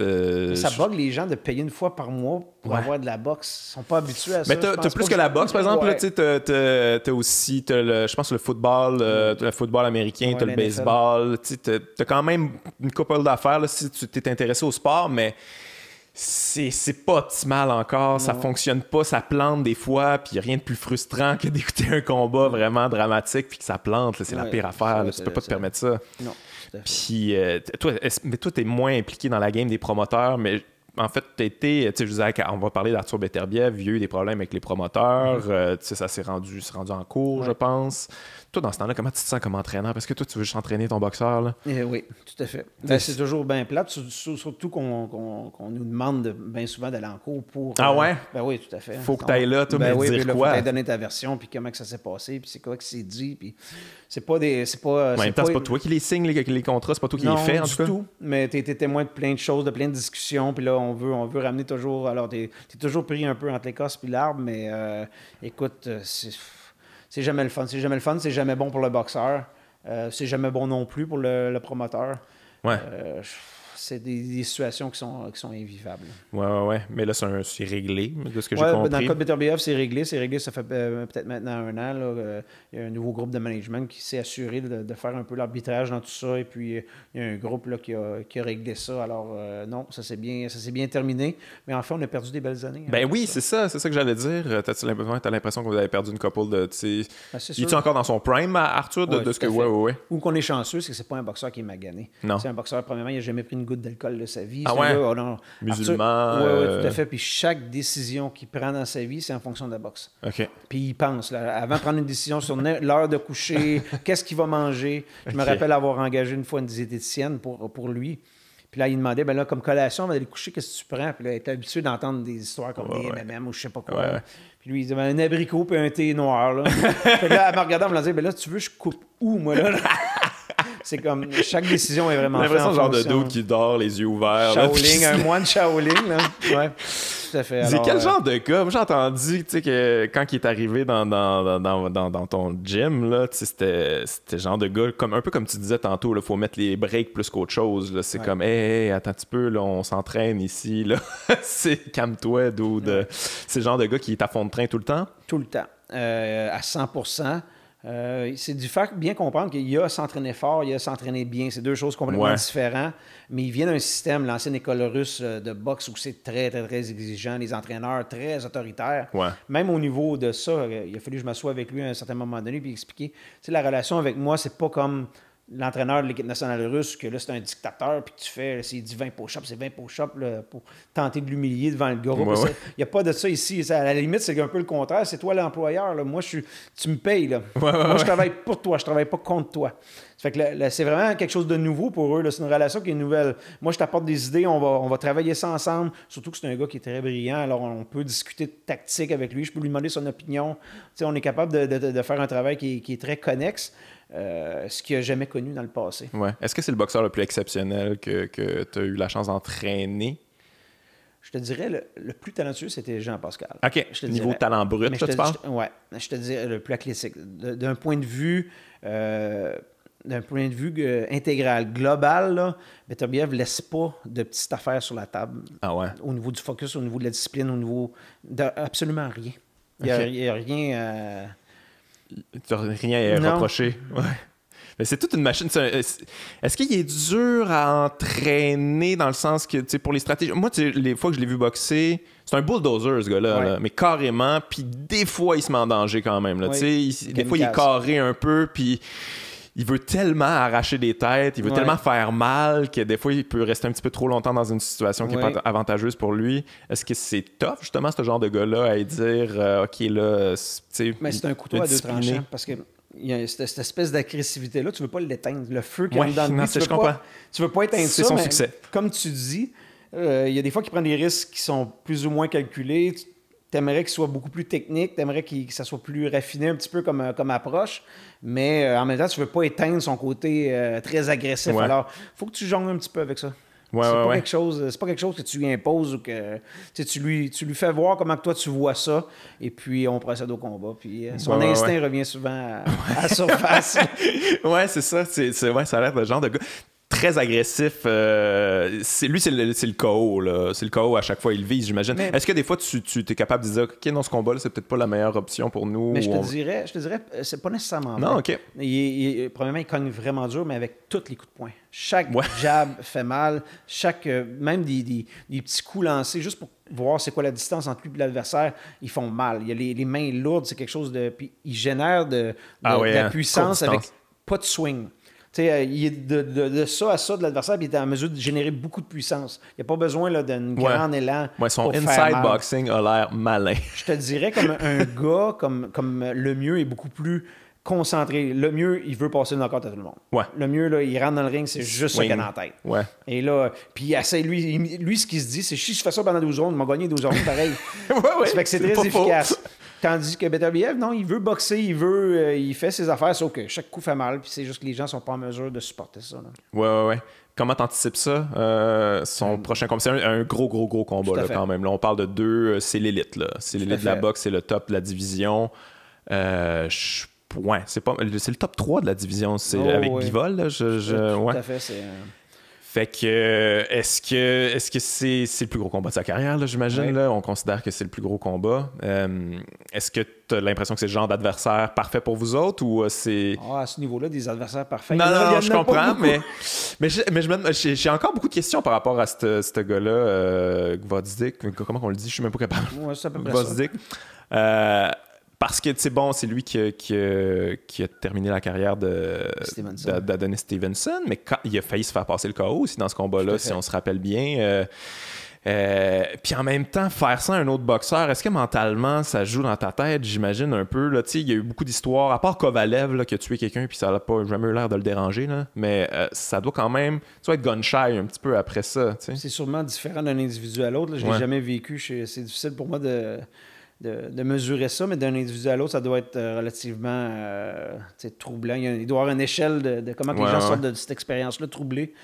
C'est sûr que comme entraîneur, je ne veux pas vivre ça du tout, là, mais je sais pas pour être honnête, je ne sais pas trop la mesure dans laquelle ça l'affecte. Comment tu l'évalues, ce boxeur-là? Tu respectes beaucoup son talent? Oh oui, très, très, très bon. Très complet, pas beaucoup de faiblesses. Point de vue technique, c'est probablement le meilleur de la division. Ah ouais, tu trouves? OK. De qualité du jab, les déplacements. J'aurais pensé que Bivol était plus... mais non, Bivol est plus mécanique, un peu plus square. Ouais. Puis quand il recule, c'est un peu plus difficile. Je pense qu'il a les mains un petit peu plus lourdes peut-être que Groznyk, mais moins fluide, moins de mouvement. Très, très beau boxeur. Il a monté quelques faiblesses au niveau peut-être de la résistance physique, de se faire challenger vraiment de façon très, très forte. Non, c'est un beau défi. C'est vraiment un gros challenge. Arthur, il est bon là-dedans. Mettre de la pression physique, être dérangeant. Au dernier combat, il y a un commentateur américain qui a fait vraiment une belle évaluation d'Arthur. Tu sais, il expliquait que ce qu'il faisait, c'est de la boxe, mais c'est du power boxing. C'est pas... Les gens qui voient juste Beterbiev cogner, il est beaucoup plus raffiné que ça. Il est meilleur que ça. Si vous pensez que juste un technicien, c'est assez pour le contrôler, ça ne l'est pas. Il va l'outboxer puis il va lui faire mal. Ouais. Il va falloir que tu sois un technicien de très, très, très haut niveau pour être en mesure de contrôler son agressivité. Là. Ouais. Puis c'est la première fois que je voyais quelqu'un qui était capable de knocker du monde dans le clinch, là. Parce que comme qu'il a fait avec Terrace Cloud, puis c'est quelqu'un dans le clinch qui était comme mon C'est drôle parce que les gens ne remarquent pas ça. Ah ouais, ok. Non, en général, non. Moi, à Six, c'est un running gag un peu au gymnase avec mes assistants. On a besoin d'un Canadien. À courte distance, avec un T-shirt, il n'y a pas besoin. Il peut faire mal à des gens. Avec des patins. Là, puis... on va lui montrer à patiner. Il ferait une belle carrière. Mais ouais, c'est tout un boxeur. J'ai vraiment hâte de voir ça. J'imagine que là, rendu là, on verra jamais Kovalev contre Arthur Beterbiev. Moi, c'est un combat que j'avais fantasmé longtemps. En fait, sérieusement, je peux sûrement en parler ici aujourd'hui. En fait, nous, c'était ça qu'on visait au départ. OK. Arthur a demandé à son groupe de gérance d'approcher le clan Kovalev. Ben, il voulait sûrement puis pas. Puis on voulait qu'ils décalent le combat de Yardé et puis faire immédiatement ce combat-là avant le mois de décembre. Et puis, ça a été un non. Et par la suite, en fait, ils ont le même manager qui est Gliss Klimas, qui est le même manager de Kovalev et Groznyk. Alors, on dit si lui, il veut pas, l'autre champion dessus. Et là, je pense que c'est Top Rank qui a commencé à mettre de la pression. Écoutez, il va falloir que tu embarques un de tes gars. Là. Ouais. Puis surtout, nous, on est là, puis qu'on veut. Je pense qu'à un certain moment donné, le promoteur américain a mis un petit peu de pression là, pour que ça se fasse. Mais je suis vraiment content pour vous autres, puis Arthur, parce que j'ai l'impression que ça faisait longtemps là, qu'on attendait ces combats-là. Est-ce que c'était frustrant de se battre contre des adversaires moindres là, quand même? Là, il y a eu des bons boxeurs là-dedans, mais on parlait pas de l'élite. Là, oui, puis non, parce qu'il n'y a pas beaucoup de combats. Arthur a 15 combats. C'est à son 5e combat à front à Cloud. Même si on a fait des bonnes performances, même s'il est champion du monde, il reste qu'il n'y a pas tant d'expérience de ring que ça. Alors moi, je me disais... Oui, j'ai pas les gros défis, mais je gagne du temps un peu, puis ça va bien finir par arriver. Mais il est quand même plus vieux, commence à... Fallait pas que ça traîne trop. Ouais, je comprends. Parlons de David maintenant. C'est quoi la suite pour David? Est-ce qu'il y a quelque chose de signé? Là, Non, c'est ça, on travaille... Est-ce qu'on essaie de reprendre le combat contre Ryder, c'est ça? Non, Ryder va s'en aller dans une autre direction. C'est fini, je pense qu'il s'en va avec Callum Smith là, pour le titre mondial à 168. Je pense que Camille Stéphane est en négociation en ce moment. Il cherche un adversaire pour Canelo. On essaie d'être bien sûr sur la liste. Mais oui, tout le monde veut être sweepstake, la loterie. Tout le monde veut être sur la liste. Bien sûr, tout le monde veut ce combat-là. C'est un combat que David veut depuis longtemps. En même temps, on sait très bien que si c'est pas nous qui va l'affronter, on sait qu'on va être sur le même programme.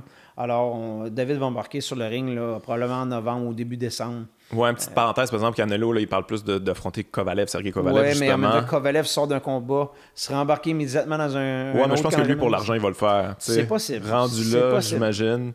Puis je pense que Canelo a vu la petite faiblesse au corps, là, puis il a envie d'aller exploiter ça. Moi, je comprends pas pourquoi Canelo veut aller là. Toi, tu y crois pas, tu penses pas? Tu penses pas qu'il peut y arriver? Canelo est moins grand que moi. Il est tout petit. Ouais. Et Kovalev, c'est un homme, là. C'est gros. Là. Kovalev, ça pèse 215 livres hors camp d'entraînement. Là. Il commence à avoir une... Je dis pas que Canelo ne gagnera pas, mais ça va peut-être être plus compliqué que les gens pensent. C'est pas juste le fait qu'il est une superstar, puis l'autre, c'est juste un champion du monde. Il commence à avoir une vraie différence de gabarit. Puis il frappe encore, Kovalev. Il est encore... Non, tout à fait. Mais Canelo a des bonnes vitamines quand même. Il y a de la bonne viande. La viande mexicaine. Mais revenons à le mieux. Mais ouais, c'est ça. Puis toutes les affaires de poids, là. David, c'est-tu un gars qui a un corps particulier, que c'est complexe? J'ai l'impression que il est quand même suivi, là. Je pense que sa blonde est comme.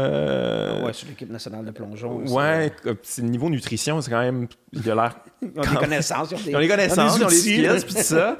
Si-tu en fait, si-tu le fait que son corps est plus rendu là pantoute, mais on voulait quand même continuer à 160 parce que c'était avantageux? Non. Il y a des analyses qui ont été faites pour ça. On le sait qu'il est en mesure de faire 160.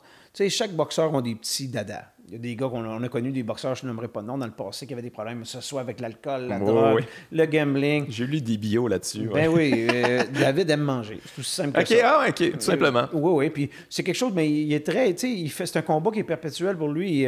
Puis il s'éduque, puis c'est de mieux en mieux. En ce moment, sa condition est mieux qu'elle n'a jamais été. Okay. Depuis que je le connais, depuis que je l'entraîne. Écoute, il s'est vraiment pris en main, puis à force d'avoir justement des spécialistes dans son entourage, puis savoir exactement qu'est-ce qui est bon. On essaie de suivre le courant de la nutrition, on pense tout le temps qu'on mange bien, puis finalement, il y a tout le temps quelqu'un pour nous dire que ce qu'on fait, c'était pas correct, puis c'est un peu en sport, c'est encore pire. Ouais. Alors, non, c'est de bien contrôler ça, puis surtout entre les combats. Pendant les camps d'entraînement, aucun problème. David Lemieux, c'est un athlète très, très discipliné. Je te dirais que quand un moment donné, il prend son mois de repos, après un combat, là, il y a un laisser-aller peut-être qui doit être un petit peu plus suivi. Et c'est là que ça se jouait beaucoup. Là. Il y a ça quand même chez certains athlètes. J'avais entendu à un moment donné Bernard Hopkins qui parlait que lui, son succès le basait beaucoup sur le fait que la plupart des boxeurs qu'il voyait entre les combats, il faisait le party puis tout ça, il disait que moi, je vais jamais arrêter de m'entraîner. Il n'y avait pas le talent. Alors, exactement. C'est un peu comme l'entraîneur. Alors, je t'expliquais qu'il n'y a pas le talent. Il faut qu'il a compris assez craqué. Lui, il gagnait ça là. Ouais. J'avais l'impression quand même que David voulait rester chez les 160 parce qu'il avait l'impression que son power était avantageux là, puis que ça allait peut-être pas se transposer à 168. J'ai vu David Lemieux étendre des gars de 168 dans le gymnase avec des gants de saison. La puissance générée par Lemieux peut faire la job à 168, il n'y a pas de doute. Mais c'est fou ça, à quel point ce genre de puissance-là, j'imagine ça s'éduque pas. Toi, tu l'as eu un petit peu plus tard dans sa carrière, mais tu peux pas vraiment montrer ça si tu l'as ou tu l'as pas, j'imagine. Ça s'aiguise un peu, ça se travaille un peu avec des conditionneurs physiques, mais il y a quelque chose de génétique là-dedans. Il y a une application technique qui est bien faite. David, c'est beaucoup sur le fouet, c'est beaucoup sur l'exécution qui génère beaucoup de puissance. Un gars comme Arthur, c'est pas tellement au niveau technique qui génère de la puissance, c'est vraiment, je te dirais, son physique qui est fait comme ça. Alors, il y a plein de petits morceaux de puzzle qui fait que quelqu'un a de l'impact ou pas. Mais de façon générale, disons que je prends un athlète qui cogne plus ou moins, de l'amener à cogner, on va avancer, mais pas de beaucoup. Il n'y a pas des gains exceptionnels à faire. Là. OK, quand même. OK, je pensais que il y a quand même quelques histoires. Mettons, Éric Lucas finit par knocker du monde. Il n'y avait pas... Lucas, c'était, de mon point de vue à moi, il faudrait plus demander peut-être à Stéphane Larouche qui était beaucoup plus près, là, mais de mon point de vue à moi, tu le regardes en début de carrière, il arrêtait beaucoup de gars au corps. Il n'était pas capable de faire mal à personne au niveau de la tête. Moi, je pense que quand il allait au niveau de la tête, sa position était beaucoup trop élevée. Alors, il n'était pas groundé, il n'était pas bien assis sur ses coups. Je pense que c'est quelque chose qu'ils ont corrigé au fur et à mesure que sa carrière a avancé. Puis là, il était en mesure justement de commencer à passer une knock-out aux gens. Son position était beaucoup plus basse. Là. Mais David Lemieux, c'est exceptionnel quand même. Puis c'est ce que les gens aiment voir. Là, je pense que peu importe les défaites, peu importe les défaites, à un moment donné, il y a un maximum là, aussi, là, mais c'est un gars que même quand il parle, les gens ont envie de voir. On veut voir David Lemieux. Là. Toujours un bon spectacle, toujours excitant, toujours il y va, il nous le donne, puis on l'apprécie. Toi, tu as commencé à l'entraîner à partir de quel combat? Après le combat avec Rubio. Après sa première défaite. Ah ouais, OK. Je pensais que c'était après Alcine même. Okay. Mais j'étais relativement proche de lui parce que c'est mon ami Rosenberg qui l'entraînait à l'époque. Alors, on était dans le même gymnase. Il suivait à peu près tous les camps d'entraînement que Jean-Pascal faisait à l'époque. David suivait, on l'apportait avec nous autres. On allait, que ce soit en République dominicaine, à Porto Rico, en Colombie, il suivait. Il était toujours dans le gymnase avec nous autres. Alors, je le connais depuis relativement longtemps. Okay. Alors, le switch, c'est bien fait. Là. Fait que tu as vécu son combat contre Golovkin. Ça me fait penser, c'est qui l'adversaire qui était le plus complexe pour toi à se préparer? Qui est celui que tu étais comme, oh mon Dieu, mais comment? Parce que, tu sais, je veux dire, Golovkin, c'est quand même toute une brute, là. C'est complexe, là. Et où la faille, tu sais? C'est probablement lui, mais je te dirais que Bernard Hopkins était quelque chose de particulier où ce que tu comprends pas la bébête au complet. Et pour un entraîneur, de ne pas comprendre l'adversaire au complet, les coups de tête, l'accrochage, les coups bas... les distances, Bernard Hopkins le lead right, est très toujours timé. Complexe à timer, à comprendre, puis il y a une capacité d'adaptation. Tu sais, je me rappelle avoir préparé des coups avec Jean pour ce combat-là, où là, même qui ont très bien marché, on l'a envoyé 2 fois là, pendant les premières rondes. Puis je me rappelle me dire, même j'ai fait cette erreur-là, même moi dans le coin, après 5 rondes, on va arrêter le bonhomme. Là. Je suis comme, c'est fantastique ce qu'on est en train de faire. Puis on voit là, une courte séquence, Hopkins va venir dans le coin et dire à son coach que le jeune est là. C'est comme s'il est en train de lâcher prise, je vais perdre le combat. Le jeune, il est là vraiment. Puis ça me... Mais par la suite, pas de panique. Il est en mesure de ne pas paniquer, de boxer conservateur. J'ai montré arrêté de boxer, arrêté de lancer des coups de poing. Il est revenu dans le combat. On lui a donné un match nul. C'était la plus grosse erreur. On aurait dû closer le livre ce soir-là. Parce que tu laisses pas Bernard Hopkins, un gars comme Hopkins, prendre une mesure de toi. Parce que lui, il retourne pour un autre 8 semaines en camp d'entraînement. Lui, c'est là que ça se joue. Lui, c'est une game d'échecs qu'il joue. Lui, il va être obsédé. Oh oui, alors c'est très complexe. Golovkin est très complexe parce que Golovkin peut te faire mal, contrairement à Hopkins. Hopkins, c'est pas une préoccupation trop de te faire mal dans le combat. Golovkin, il va boxer. Puis quand il va avoir la chance, il va te faire mal. Alors, c'est beaucoup de choses à surveiller. Donne la pression. Il faut que tu sois capable de le prendre. Bien meilleur. Moi, je l'ai dit à plein de gens après le combat, David cogne beaucoup plus dur que Golovkin. Je suis désolé pour les gens. Là. C'est juste que les gens surévaluent la force de frappe de Golovkin, qui est très bonne malgré tout, mais surévalue sa capacité de boxer. Il est meilleur boxeur que les gens pensent. Ouais. Non, mais tout à fait. Tu penses qu'il a ralenti pas mal? Tu penses qu'on est sur la fin, là? Je pense qu'il est sur la fin. Il se bat contre Derevchenko. Oui, pas dans le sens où il est fini, mais dans le sens où je pense pas qu'il va boxer très longtemps. C'est un gars qui a fait de l'argent, c'est un gars intelligent. Je pense qu'il va se retirer de la boxe rapidement. Mais il a ralenti un petit peu, on peut le voir dans les derniers combats. Mais ça demeure une grosse pointure. Ouais, non, c'est ça. Qu'est-ce que tu as pensé des combats contre Canelo? Qui t'avait gagnant, toi? C'est drôle, je me rappelle comme il faut. Le premier combat... Le premier, c'était très serré. Ouais, c'était très serré, mais moi, je pensais Très serré, mais tout le monde voyait que Golovkin... Moi, je pensais que Golovkin avait gagné ce combat-là. Et j'étais présent au deuxième combat. Ah ouais, t'étais là? Ouais, j'étais sûr que c'était même pas proche, que Canelo avait gagné. Ouais, David avait boxé en demi-finale. Il avait défoncé Spike O'Sullivan, ouais. Et j'étais persuadé que Canelo avait gagné ça sans même... Je comprenais pas qu'il y avait une controverse. Moi, je t'avoue que j'étais pas mal dans ton clan aussi. Ouais. Fait que Golovkin, ça a été le plus complexe que tu as affronté. Oui, c'est beaucoup d'aspects à s'occuper. Là. Est-ce que c'est difficile, justement, de préparer un gars comme David Lemieux qui veut arracher des têtes contre des boxeurs qui sont complexes, qui sont en finesse, qui, eux, c'est pas nécessairement leur priorité? Parce que j'ai l'impression qu'il veut se battre, là. Il veut quelqu'un qui veut se battre. Sinon, il est tabarnak. Ça le frustre. Non, tout à fait. C'est complexe. Avec le temps, je te dirais qu'il s'est amélioré de ce côté-là. Maintenant, il comprend, c'est avec l'expérience aussi, c'est... Tu sais, David Lemieux, là, tu lui dis qu'on se bat contre Golovkin dans 15 minutes. Donne-moi les gants. Là, il sort dehors, il est prêt. Là. Ouais. Lui, il n'y a pas ce genre de mesure-là. Ouais, il est bon, peut-être je suis pas prêt. David, il n'est pas comme ça. David, c'est donne-moi les gants, ça presse. il est là. Puis, mais je te dirais qu'avec l'expérience, on a eu quand même une défaite avec Sanders, une défaite avec Golovkin. À un moment donné, il comprend qu'il y a plus que juste de la force de frappe. Ouais. Surtout à ce niveau-là, il faut être un peu plus raffiné. Il a compris ça. C'est quelque chose qu'il pratique dans le gymnase, mais il reste que sa nature est très agressive, très offensive. Ses mains sont-tu correctes? Parce que je sais qu'il y a eu des problèmes avec ses mains. Il frappe tellement fort. J'imagine qu'en entraînement, il doit pas... Là, on a fait quelque chose de vraiment le fun avec David dans les derniers mois. On a eu une cancellation d'un combat parce qu'il était blessé. Ouais. Il y avait deux petits problèmes, un tendon d'Achille et à une main. Ça fait longtemps. David a connu beaucoup de camps d'entraînement, beaucoup de combats, des camps d'entraînement durs, des combats durs. Puis, tu sais, des chutes de poids où on partait là, de 185 à 160, tu sais, à répétition. C'est rough sur le corps, là. C'est rough sur le corps. Et là, maintenant, on a comme mis un break à tout ça. Et c'est venu un peu de mes deux assistants, Luc-Vincent Ouellette et Samuel Descarrés, où ils m'ont dit, on ferait peut-être prendre cette période de temps-là, là, on le sort, on remet le char à neuf, puis on le remettra à track après. OK. Et moi, je suis tellement souvent juste dans l'action tout le temps que... j'ai pris un pas de recul, puis effectivement, c'est peut-être la bonne solution. Puis on est allé chercher tous les intervenants qu'on avait. Là. On a formé une équipe d'élite. David a eu... C'était un camp d'entraînement, dans le fond, mais de physiothérapie. OK. C'est, au lieu de se présenter au gymnase à tous les jours, là, il y avait physiothérapeute le matin, il y avait le gars pour au niveau cérébral, qu'on fait affaire avec un docteur, là, quelqu'un qui s'occupe là, au niveau des réactions, au niveau des post-commotion, tout ça. Alors, il allait voir lui, il allait voir le chiro, la diététicienne. Il y avait, à tous les jours, il y avait 2-3 entraînements, mais c'était pas des entraînements, c'était de la remise en condition. Tuner la machine. Oui, tout à fait. Alors, on s'est donné quasiment presque 6 mois comme ça. Et là, il est rentré au gymnase il y a peut-être un mois et demi de ça. Et on voit la différence. Vous pouvez voir les gens qui vont sur Instagram ou sur Facebook, là, au niveau du gras corporel, ça a baissé de beaucoup. Ouais. C'est beaucoup mieux que c'était, beaucoup moins d'erreurs parce qu'il y a tout le temps mal à un pied, il y a tout le temps mal à une main parce qu'il cogne trop dur. Là, la machine... Là, il se sent bien à 100%, fait que ça va être lettre, la machine le retour, est droite en ce moment. Confiant. Je suis très confiant.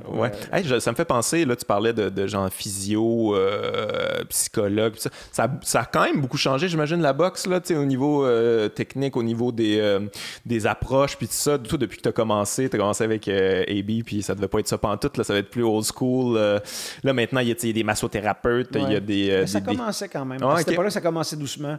Un gars comme Yvon Michel, qui est entraîneur de l'équipe nationale, à l'époque, a commencé à apporter André Coulich, un conditionneur physique, un psychologue. On commençait à travailler un peu plus en équipe, puis avec des spécialistes, chacun à son domaine, chacun son expertise, puis on devient un peu des capitaines de bateau, là, où on gère là, chaque position, et puis c'est beaucoup plus facile de travailler comme ça, puis c'est beaucoup plus performant. Toi, tu te tiens-tu au courant de toutes ces nouvelles techniques-là? Est-ce que tu es ouvert à toutes ces affaires-là, ou il y a des affaires, des fois, tu es comme, gars, ça, c'est du niaisage? Je suis ouvert, j'écoute, mais il y a une question à quoi faut-tu répondre tout le temps, c'est est-ce que ça amène quelque chose à la performance, oui ou non? Puis il faut que ça soit clair et quantifiable. Ouais. Si c'est pas quantifiable, parce que moi, toutes les semaines, il y a des gens qui m'appellent pour j'ai une nouvelle technique, j'ai un nouvel accessoire, un nouveau nutriment, une nouvelle manière d'intervenir au niveau psychologique.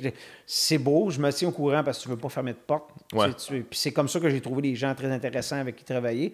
Mais en même temps, il faut que ça soit quantifiable. Il faut que je sois capable d'avoir des mesures qui sont réelles. Puis oui, ça amène quelque chose à la performance. Là, tu embarques dans l'équipe. OK. Alors là, tu me disais avant qu'on commence, tu as 14 que tu entraînes, boxeur? Oui, en ce moment, 14. C'est incroyable. Puis écoute, sans nécessairement tomber dans tes boxeurs, tu peux lancer des fleurs à d'autres entraîneurs, d'autres boxeurs, mais qui tu penses qu'en ce moment au Québec, là, qui il faut surveiller? Dans les jeunes? Dans les jeunes, que les gens ne sont pas nécessairement au courant encore. Là. Il y en a beaucoup de bons. Ouais. Il y en a beaucoup de bons. Le poids lourd, là, Makhmoudov est quelque chose de particulier. Tu penses que tout ce qu'il faut? Oh, oui. Ouais? Oui. Je pense qu'il est déjà en mesure. Je le vois, écoute, juste dans les séances de sparring avec Rivard, je le vois qu'il est déjà de ce niveau-là. Là. Ah ouais? Hein? Ça fait que, non, c'est quelque chose de sérieux, mais il y en a beaucoup. Il y a beaucoup de bons jeunes. Écoute, juste les nommer, ça serait quasiment trop. J'ai peur d'en oublier, mais il y a beaucoup de bons jeunes boxeurs au Québec. Puis il y a beaucoup de bons entraîneurs également. Fait que l'avenir est rose pour la boxe au Québec? Mais en même temps, on n'a pas de gala. Exact. Ben là, tu as mis le doigt exactement sur le bobo. On n'est plus vraiment... relativement, Eyes of Tigers Management fait encore beaucoup de galas. Et puis ils travaillent fort. Là. Mais on fait des galas ici, maintenant, au Québec, beaucoup de galas de développement. Ouais. On voit plus les méga... Tu sais, avant, on apportait HBO, on apportait Showtime, la grosse clique, la boxe descendait à Montréal, on avait le gros show. Maintenant, je te dirais qu'en règle générale, ces gros combats-là, on va les faire ailleurs. On n'a peut-être plus la capacité qu'on avait avant d'attirer les gens au Centre Bell ou dans les gros amphithéâtres. Ouais, c'est quoi le problème? C'est une affaire de, justement, là, on n'a pas la star pour ça ou c'est une affaire de réseau? C'est une affaire économique également. Les gens, comment ils ont à disperser leur budget. Ouais, je comprends. Mais tu sais, comme, mettons, Lucien Boutet captait l'imaginaire des Québécois pour raison X. Ouais. Jean-Pascal aussi, il y en a qui le détestaient, mais il allait le voir pour le détester, ce qui est parfait. Est-ce qu'il nous manque de ça? Parce qu'on a il y a beaucoup de Russes, on a des Colombiens, puis les gens ils s'identifient peut-être moins, je sais pas trop c'est quoi le problème. On fait souvent des jokes là-dessus, avoir un Bouchard ou un Durand ou un Caron qui va aux Olympiques, qui gagne une médaille d'or, on le tourne professionnel, on aurait un changer le nom, c'est Arthur Bouchard. Là, on aurait un hype, c'est sûr que ça a un effet. En même temps, parce que là, avec les boxeurs qui viennent de l'extérieur, c'est sûr qu'on garde les amateurs hardcore, les vrais amateurs de boxe, qu'eux veulent voir seulement la boxe, et peu importe qui est le boxeur.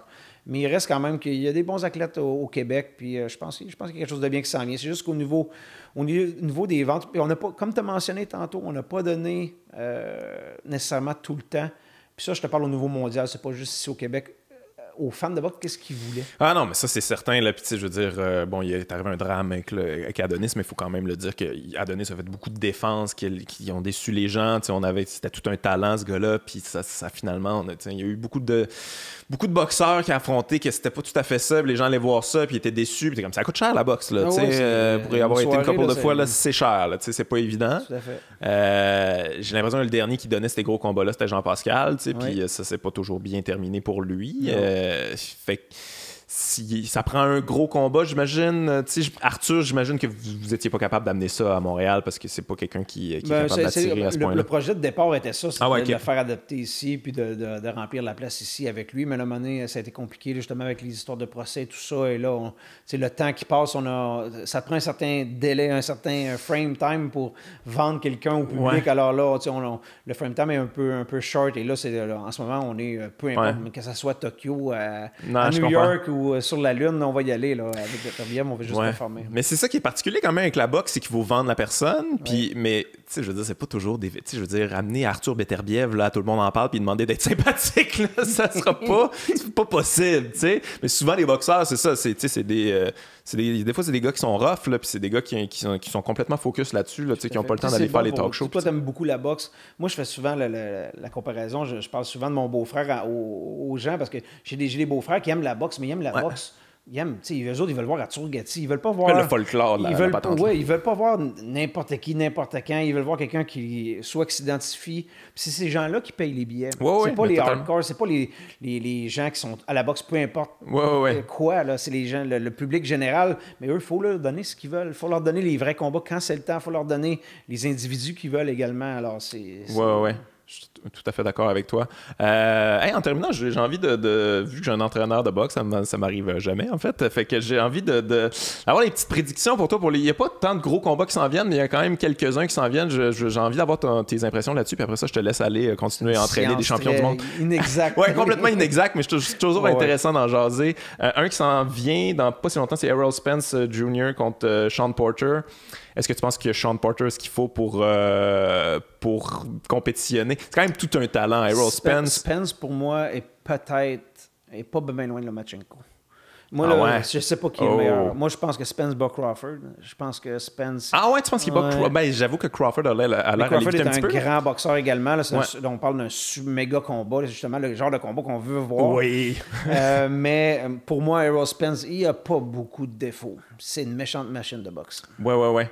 On l'a pas vu tester encore. Mais en même temps, Kell Brook, c'était quand même tout un boxeur. Là. Exact. Ouais. Qu'est-ce que tu as pensé justement? Tu as parlé de Lomachenko. Qu'est-ce que tu as pensé de son combat? Je trouve qu'on l'évalue, on le met très haut, on le met numéro 1, pound for pound, mais il y a quand même des moments. Il s'est fait envoyer au tapis contre Linares. Là, il a été en problème à un moment donné. C'est tout un boxeur, dans le volume, puis tout ça, mais. Moi, j'embarque dans le train. Je suis déjà dans le train, mais j'ai des doutes. Il est vraiment bon. Il est vraiment bon, mais est-ce que c'est vraiment le meilleur en ce moment pour toi? Je pense que oui. Ouais? Je pense que oui, mais c'est où ce qu'on perd un peu la mesure, c'est il est déjà, lui, à faire ce que je parlais tantôt par rapport à Canelo et Golovkin. Il bat des gars qui sont même pas proches de son gabarit. Ouais. C'est des gars il est pas dans la bonne catégorie. Ça il est 3 catégories trop haut. Il regardait Luke Campbell oui, ça n'a aucun bon sens. Alors, il bat des gars qui sont beaucoup plus grands, plus longs portés. C'est complexe ce qu'il fait en ce moment. Et là, c'est sûr que ce qu'on voyait en début de carrière avec des gars vraiment de son poids, des knockouts fulgurants, on les voit de moins en moins. Ouais. Mais toi, en tant qu'entraîneur, j'imagine que c'est comme de la porn, regarder ça, là, les déplacements de pieds. Tout est parfait. Là. Il n'y a pas grand-chose. Pivots, même que c'est le genre d'athlète, il a modifié le sport. Là. Il a modifié les techniques d'entraînement. La boxe s'est dirigée vers ce qu'il fait. Là. Tout le monde essaie d'imiter. C'est un robot, ce gars-là. Ça n'a aucun sens. Il a amené ça à un autre niveau. Là. Pour les gens qui ne connaissent pas, c'est un gars, sa fiche amateur, c'est quoi? C'est 400 victoires, 2 défaites, quelque chose comme ça. Ça n'a aucun pas exactement, là, mais c'est une carrière phénoménale. Double médaille d'or, je pense. Puis c'est un gars qui, à son premier combat en boxe pro, voulait un champion du monde. Il voulait se battre en champion. Il l'a fait au deuxième. Il l'a fait au deuxième, mais c'est parce que son promoteur voulait pas pour le premier. Il était comme, ça paraît mal quand même. C'est comme, on a l'air un peu niaiseux. Fait qu'ils ont donné un contender quand même, un gars top 10 là, pour son premier combat. Puis au deuxième, il l'a perdu parce que Salido est un petit peu un tricheur, là, à mon humble avis. Là. Mais en tout cas, il est arrivé trop gros, puis il était des coups bas. Anyway. Mais ouais, c'est tout un boxeur. Fait que tu prends Spence contre Porter. Ben, moi aussi, mais je me demandais, Porter quand même, c'est quelqu'un qui est très déterminé, très dirty aussi, là, il rentre avec la tête. Il fait tout ce qu'il a besoin pour gagner un combat de boxe. Il m'impressionnait à quelques reprises, Porter. Des combats où je pensais qu'elle n'allait pas être présente du tout, puis il est en mesure de challenger. Il est toujours très compétitif. Là. Mais tu penses qu'on va le voir, ça, Crawford contre Spence? Ben, j'espère. Il faut... Je sais pas. On a besoin de ça. Oui. Non, la boxe a besoin de ça, puis j'ai envie de le voir comme fan de boxe. Sinon, ça, c'est quand même facile à prévoir, là, mais Inoue contre Donner, c'est la finale du... Moi, Inoue, c'est mon boxeur préféré. Ah ouais, c'est ton boxeur préféré? À part les miens, là, à part mes boxeurs à moi, c'est le boxeur que j'aime le mieux voir. Ouais, c'est des beaux KO. Là, c'est pas quelqu'un qui est très populaire encore. C'est une petite catégorie de poids, un japonais, mais tellement spectaculaire, là, tellement le fun d'avoir boxé. Ouais, fait Inoue, sans problème. Donner a beaucoup perdu.